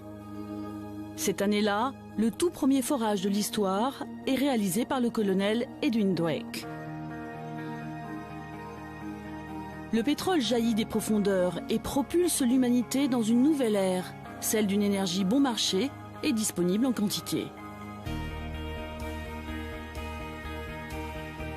À l'aube du XXe siècle, le développement de l'automobile entraîne un accroissement gigantesque de la production. De l'Amérique à l'Asie centrale, c'est la ruée vers celui que l'on appelle désormais l'or noir. Dans les années 1960, le pétrole devient la première énergie au monde. Et aujourd'hui encore, aucun pays de la planète ne pourrait s'en passer. Les gens n'ont absolument pas l'idée que l'industrie pétrolière, c'est le cœur de l'économie mondiale. Chiffre d'affaires 3500 milliards de dollars par an, rien que pour le pétrole, plus 1500 pour le gaz, ça fait 5000 milliards de dollars. L'industrie automobile, c'est 100 milliards de dollars par an, 50 fois moins. Cette industrie est de loin la plus importante industrie au monde, de très très loin.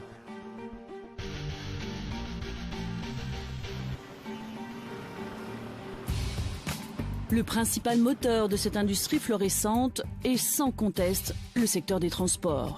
Voitures, avions, bateaux, le pétrole est indispensable à l'ensemble de nos déplacements. Et aujourd'hui, 80% des barils extraits sont transformés en carburant. Essence, gasoil, kérosène, fioul ferroviaire ou maritime. L'un des principaux atouts du pétrole, c'est que c'est une énergie très concentrée. Sous un volume faible, il y a une énergie extrêmement importante, ce qui est très important pour le secteur des transports. Une voiture, il ne faut pas évidemment que l'espace occupé par le moteur et le poids de ce moteur soit évidemment considérable. Donc là, c'est vraiment dans ce secteur-là des transports que cette caractéristique d'énergie concentrée joue en faveur du pétrole. Dans un baril de pétrole se trouvent en effet 159 litres d'énergie sans égale, l'une des ressources les plus denses découvertes par l'homme. Contrairement au gaz ou au charbon, l'or noir est aussi très facile à transporter. Le pétrole a la chance d'être un liquide. Cela paraît simple quand on le dit comme ça, mais c'est très important parce qu'un liquide est beaucoup plus facile à transporter et à utiliser. Le transport du pétrole sur de longues distances à travers le monde coûte très peu cher par rapport à son coût de production. Grâce à cette source d'énergie unique, le parc automobile mondial a été multiplié par 9 au cours des 50 dernières années. Mais au-delà des transports, c'est l'ensemble de notre société qui dépend aujourd'hui du pétrole. L'industrie, l'agriculture, le chauffage, la production des matières plastiques et même des cosmétiques, sans même que l'on s'en rende compte, l'or noir est présent partout dans notre vie. Dans le monde entier, nous consommons environ 86 millions de barils chaque jour, soit plus de 13 milliards de litres.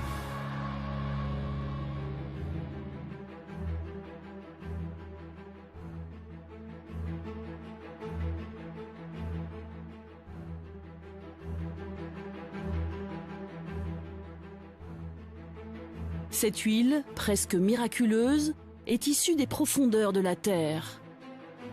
Elle s'est formée il y a plusieurs millions d'années à partir de matières organiques putréfiées et ensevelies sous les sédiments.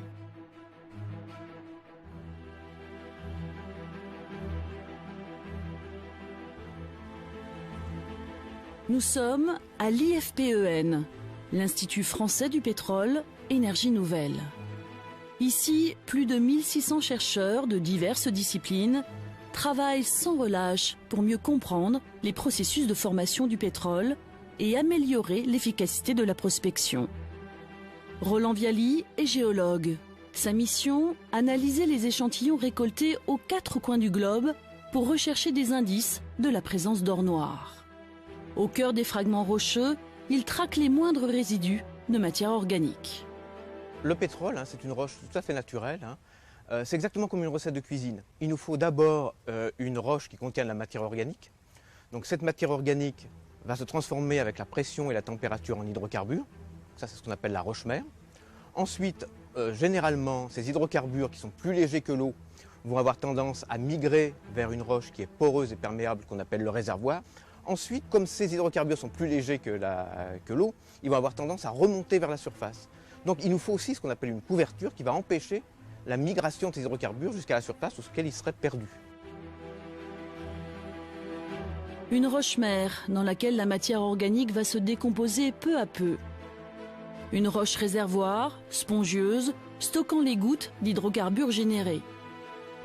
Et une roche couverture maintenant l'ensemble dans les profondeurs. Voilà donc les 3 ingrédients géologiques essentiels à la formation du pétrole. Après plusieurs millions d'années, le précieux liquide s'accumule jusqu'à former un gisement. Aujourd'hui, ce sont ces pièges à hydrocarbures que traque l'industrie pétrolière pour les analyser en détail dans l'espoir de les exploiter.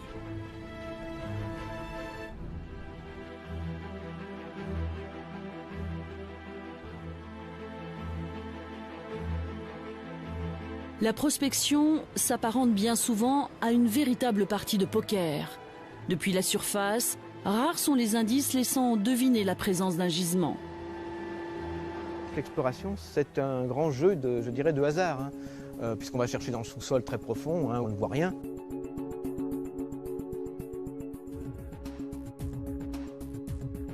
Dans le sud de la France, au pied des Pyrénées, la compagnie canadienne Vermillon exploite une concession sur 54 km². Ici, dans le sous-sol, se cachent plusieurs milliers de litres de pétrole. 2200 barils sont extraits chaque jour des 25 puits qui recouvrent le gisement.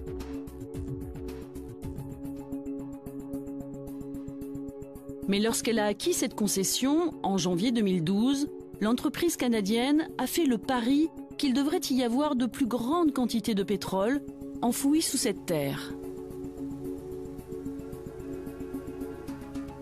Elle s'est alors lancée dans une vaste campagne de prospection. Elle utilise pour cela une méthode à la pointe de la technologie, la sismique. John Simpson est géologue et géophysicien. Il dirige cette campagne. Autour de lui, 85 personnes avec un même objectif, mieux connaître la composition du sous-sol pour cartographier le gisement et identifier les compartiments qui pourraient produire plus. Le sismique, c'est vraiment nos yeux, parce que sous la terre, on ne peut pas y aller, on ne voit pas, on n'a que les forages. Le son se propage très vite sous la terre, par exemple 2000 à 5000 mètres par seconde. Voilà. Donc si on fait un son, un bruit, si je fais ça sur la terre, avec les géophones, des fois le son traverse les couches de roche et est reflété sur diverses couches de roche. Et c'est ces géophones-là qui vont capter ces reflets de bruit. Et avec ça, on est capable de reconstituer une image trois-dimensionnelle sous la terre.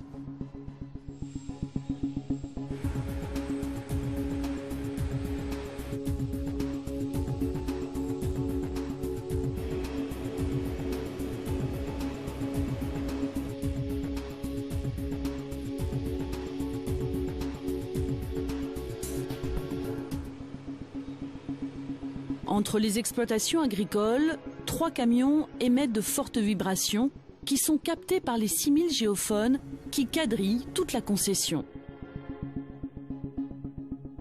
Sur les écrans d'ordinateur, c'est une véritable échographie du ventre de la Terre qui apparaît. Les ultrasons révèlent la forme et la nature des roches jusqu'à plus de 2 km de profondeur. Ça détermine le nombre de forages qu'on va faire, où on va mettre les forages pour optimiser la récupération du pétrole.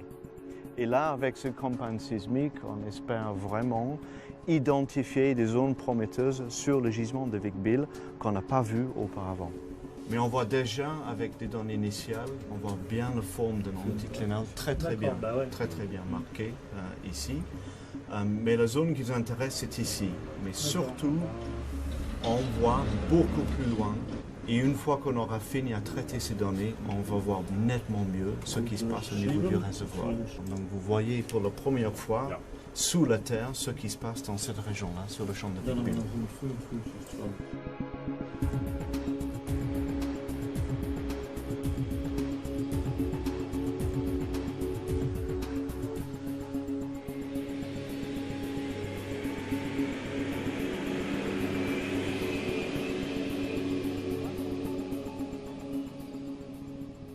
Lorsqu'une zone prometteuse est identifiée, un autre type de machine entre alors en action, les foreuses. Elles creusent jusqu'à 2000 mètres de profondeur et rapportent ce que l'on appelle une carotte. En d'autres termes, un échantillon de roche. Son analyse permettra de confirmer ou non la présence de pétrole, et donc de décider de l'avenir de la parcelle de terre.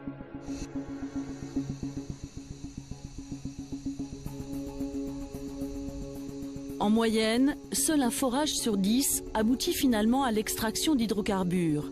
Une moyenne relativement faible au regard du coût colossal de la prospection. Mais c'est le prix à payer pour les entreprises voulant élargir leur terrain d'action. Le pétrole, présent dans le sous-sol français, est une vraie aubaine pour la société Vermillon et les autres entreprises pétrolières présentes dans l'Hexagone. Mais c'est une goutte d'eau par rapport à ce que nous consommons en France.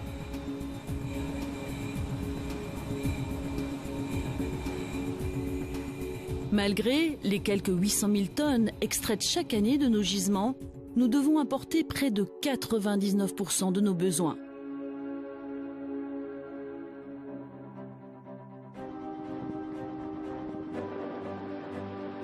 La production pétrolière mondiale est en réalité concentrée dans un petit nombre de régions. En tête, le Moyen-Orient, véritable Eldorado de l'or noir. Arabie Saoudite, Qatar, Émirats Arabes Unis sont membres de l'OPEP l'Organisation des pays exportateurs de pétrole. À lui seul, le cartel, qui regroupe 12 pays, produit 30 millions de barils par jour, soit près de 40% de la consommation mondiale. Mais depuis plusieurs années, la Russie s'est placée en seconde position des pays producteurs, avec 10,5 millions de barils par jour. Puis arrivent les États-Unis, avec une production de 8,9 millions de barils par jour. Viennent ensuite l'Iran, la Chine, le Canada et le Mexique.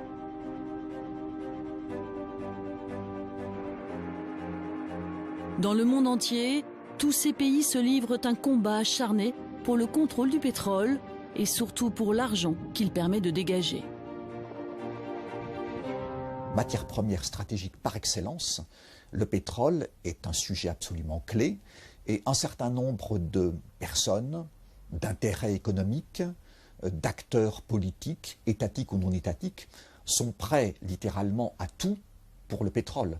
Pour le pétrole en tant que tel et aussi et surtout pour l'argent que génère l'industrie pétrolière, ce que les économistes appellent la rente pétrolière, qui est tout à fait considérable. Il faut dire que l'enjeu est de taille. Nous consommons sur Terre plus de 30 milliards de barils par an, c'est-à-dire 15 milliards de litres par jour.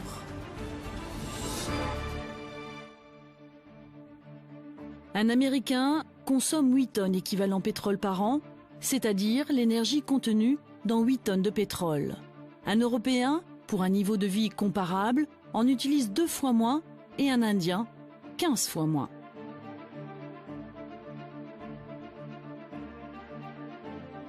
Mais ces chiffres sont en train de changer.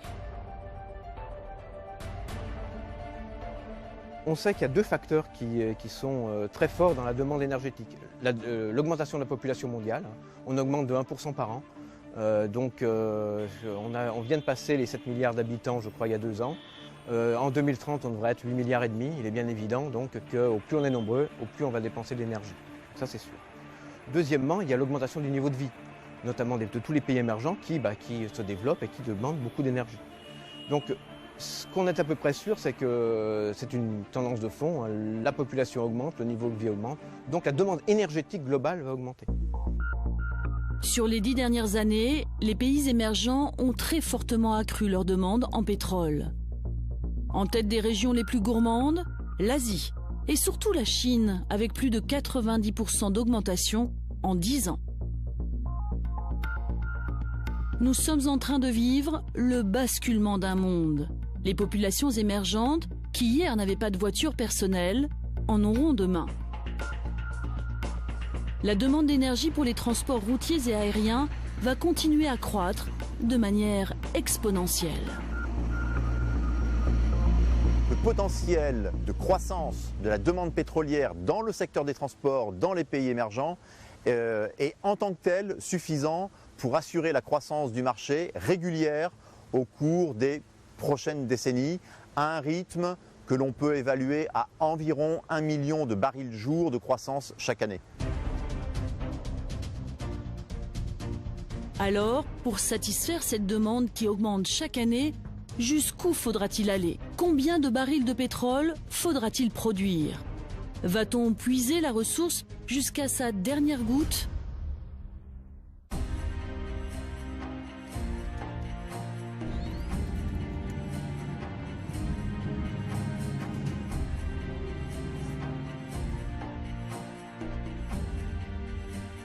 Nous sommes en région parisienne. De discrets derricks surgissent au milieu des champs de maïs. L'entreprise Vermillon exploite un gisement dont elle extrait 2600 barils chaque jour.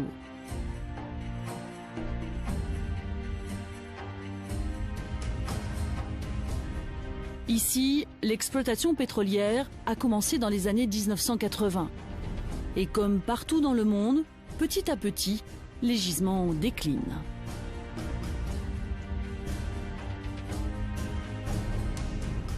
Un puits, c'est presque un être vivant, voyez.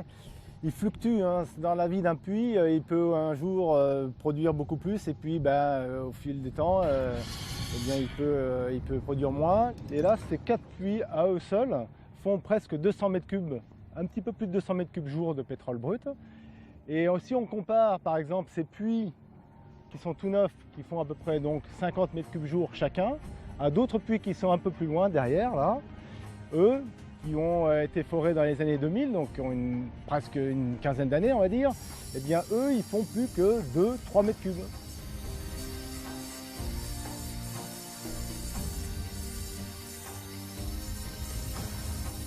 Et pour continuer à produire plus, les ingénieurs doivent injecter de grandes quantités d'eau et de produits chimiques dans les profondeurs.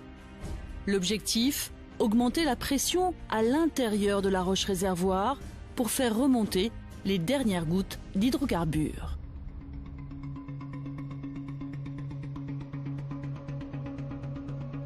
Mais à l'échelle de la planète, le constat est sans appel. Les puits exploités depuis de longues années ne suffiront bientôt plus pour faire face à la demande.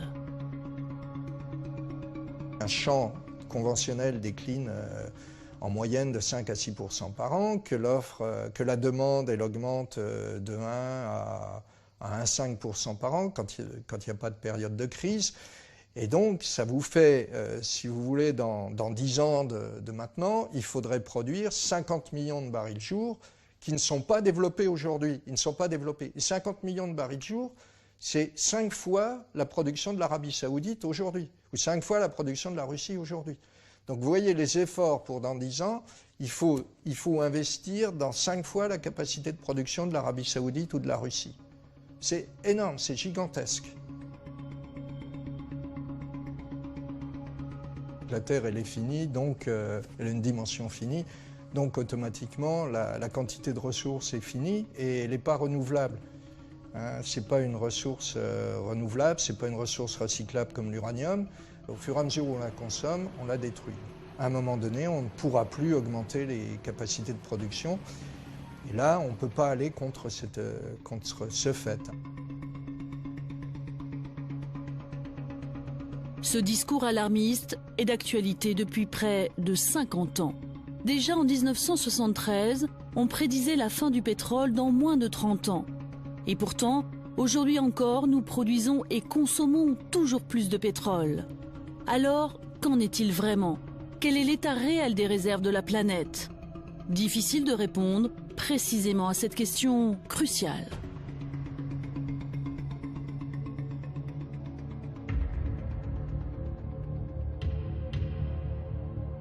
Ce qui compte, ce n'est pas la quantité totale de pétrole qui existe dans le monde, mais celui auquel on peut accéder, ce que l'on appelle les réserves de pétrole.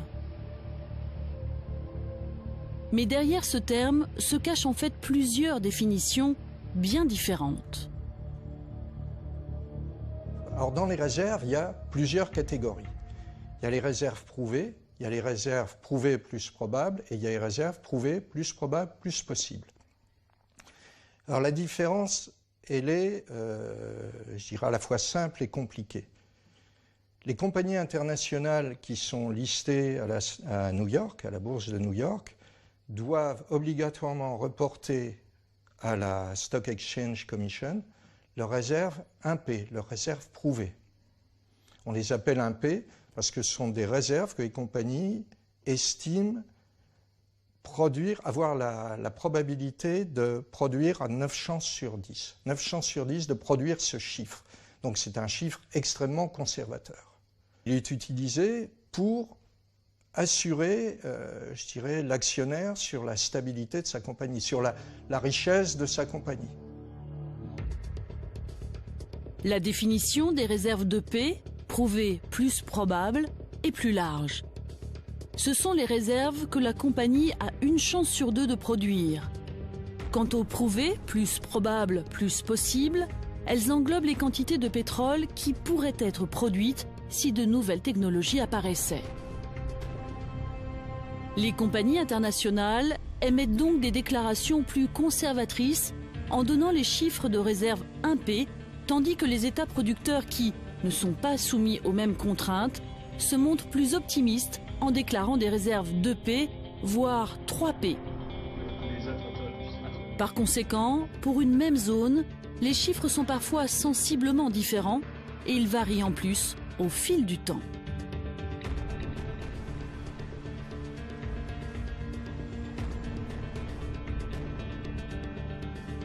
Le journaliste Éric Laurent est l'auteur d'une enquête sur la face cachée du pétrole.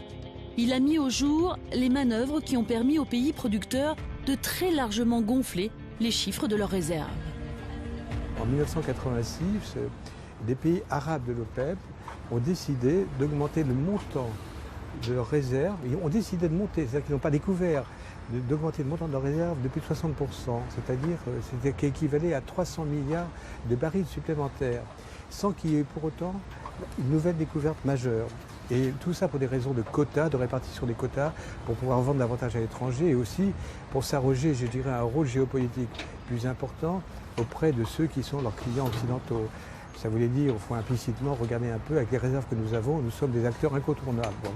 Eh bien, ces réserves de pétrole, qui sont quand même discutables, ces chiffres qui sont plus que contestables, ont été intégrés dans toutes les données officielles et tous les calculs. Et nous avons basé notre consommation et notre consommation au quotidien, je veux dire en tant qu'occidentaux, sur en effet ces données qui sont complètement fallacieuses.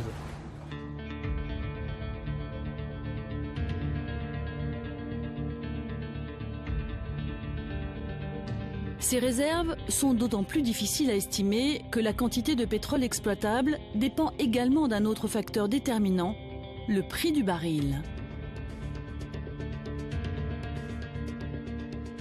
Depuis 40 ans, il n'a cessé d'augmenter. De 4 $, soit moins de 3 € en 1972, le baril s'est envolé à 145 $ en 2008. Aujourd'hui, il fluctue autour d'une moyenne d'environ 100 $. Et bien sûr, plus le pétrole est cher, plus il est rentable pour les entreprises. En fonction du prix de l'énergie, des choses qui n'étaient pas rentables de faire il y a 20 ans le deviennent maintenant, ou le seront dans 20 ou 30 ans. Donc la notion de réserve et de ressources, c'est quelque chose qui fluctue en fonction du contexte économique, plus que du contexte géologique finalement. D'une année sur l'autre, en fonction des crises, mais aussi du contexte géopolitique et des conflits, les réserves estimées peuvent donc très largement varier. Tenant compte de ces fluctuations, des données officielles sont pourtant publiées tous les ans. Elles reprennent les chiffres déclarés par les compagnies internationales et ceux des États producteurs. Selon les cartes réalisées par l'IFPEN, basées sur ces données, les plus grandes réserves déclarées de pétrole se trouvent aujourd'hui au Venezuela, avec 298 milliards de barils encore potentiellement accessibles. Ce pays d'Amérique latine devance l'Arabie saoudite, le Canada, l'Iran et l'Irak.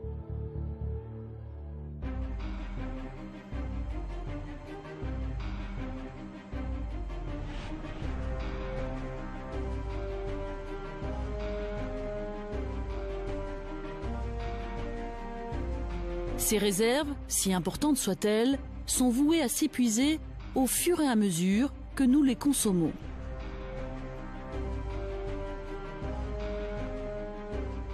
Pour les experts, nous allons connaître un pic pétrolier.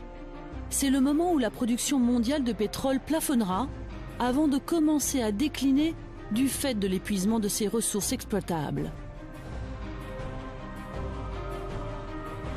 Les méthodes de prévision de ce pic s'inspirent des travaux de Marion King-Huber.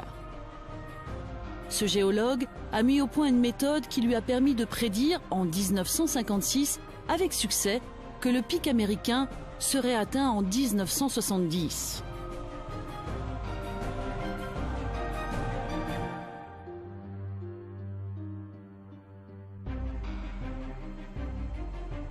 Selon sa théorie, l'exploitation des ressources pétrolières suit une courbe en cloche.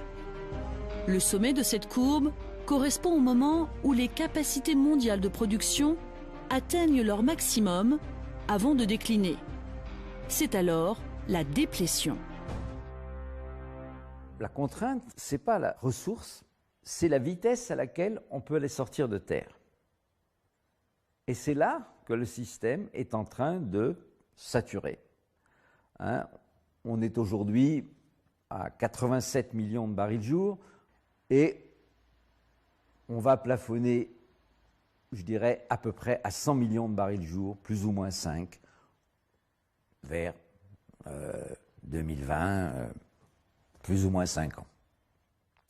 Et ce plafonnement n'est pas une question de ressources, n'est pas une question de réserve, ce n'est pas une question de la taille de la baignoire, c'est une question de la taille du robinet. On ne pourra pas produire plus. Pour produire plus, il faudrait investir des sommes qui correspondraient à des prix du pétrole beaucoup plus élevés. Et là, l'économie mondiale ne peut pas l'encaisser. Donc c'est un scénario impossible. Le scénario d'un brut à 200 ou 300 $ le baril en Doral d'aujourd'hui est un scénario qui n'a pas de réalité parce que l'économie mondiale ne peut pas fonctionner dans ces conditions. Pour tous les experts, la question n'est pas de savoir si on connaîtra ou non le pic pétrolier, mais bien de savoir quand. Entre les pessimistes et les optimistes, la date fait débat. Mais tout le monde s'accorde à dire que le XXIe siècle sera celui du pic pétrolier. On sait qu'au cours du XXIe siècle, la production d'hydrocarbures liquides fossiles va diminuer. C'est une certitude. Il n'y a aucune incertitude sur ce diagnostic-là. Donc il y aura forcément un déclin, d'abord un pic ou un plateau de production au niveau mondial. La question c'est à voir quand. Et ensuite un déclin lent au début et puis de plus en plus rapide. Donc il y aura une fin du pétrole.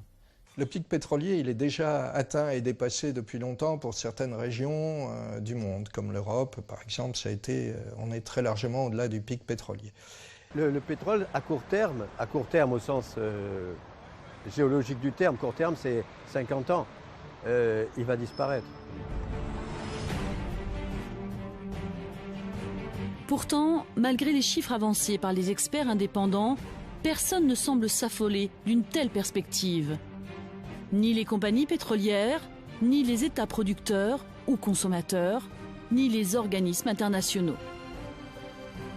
Nous sommes face, je pense, à un problème qui demande, je dirais, un courage politique qui, pour l'instant, ne s'est quasiment pas manifesté, nulle part dans le monde. Dans la configuration d'un marché pétrolier structurellement tendu, dans lequel la demande potentielle n'est pas satisfaite, on peut avoir une explosion, littéralement, du prix du pétrole, très supérieure à 100, 150, voire 200 $ et plus.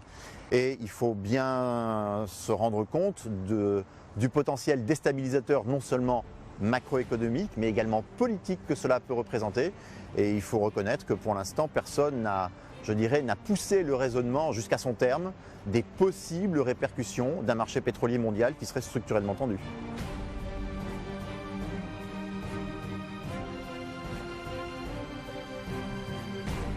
Une perspective que les économistes et les marchés ne souhaitent pas envisager. Pour l'heure, autour du pic pétrolier, la loi du silence demeure. Les multinationales et les gouvernements du monde entier préfèrent placer leurs espoirs dans le progrès technique. Depuis plusieurs années, de nouveaux gisements font d'ailleurs l'objet de toutes les attentions. Des gisements autrefois trop complexes et trop chers à exploiter, mais qui deviennent aujourd'hui de plus en plus rentables. C'est ce que l'on appelle les pétroles non conventionnels.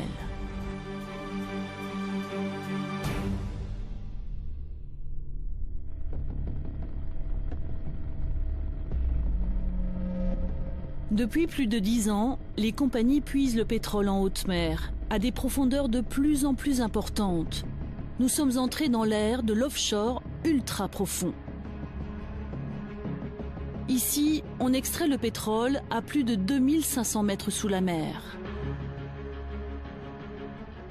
Des forages de l'extrême, des tubes capables de résister à d'énormes pressions, des exploitations complexes sur des plateformes gigantesques. Un défi technologique hors norme et des coûts exorbitants.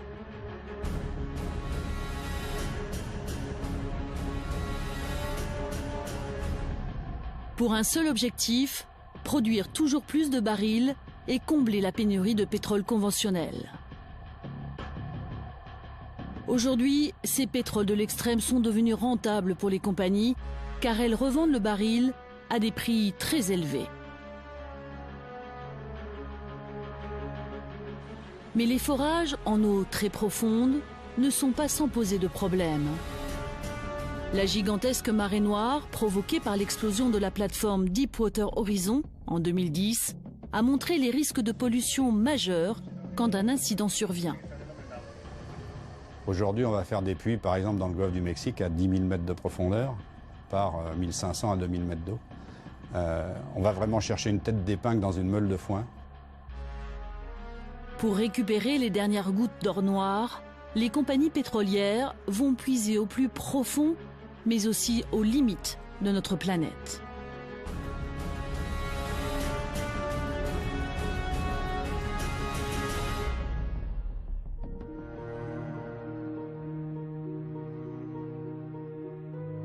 Le Grand Nord, nous sommes juste au-dessus du cercle polaire. Un continent entièrement recouvert de glace une grande partie de l'année. Ces terres, inhospitalières, sont longtemps restées à l'écart de toute forme d'exploitation humaine. Mais aujourd'hui, l'Arctique est en train de devenir accessible. Avec le changement climatique, la banquise recule chaque année un peu plus. Et l'Arctique pourrait devenir le dernier Eldorado du pétrole. Sous le sol gelé, les réserves sont estimées à 84 milliards de barils, soit 5% des réserves mondiales.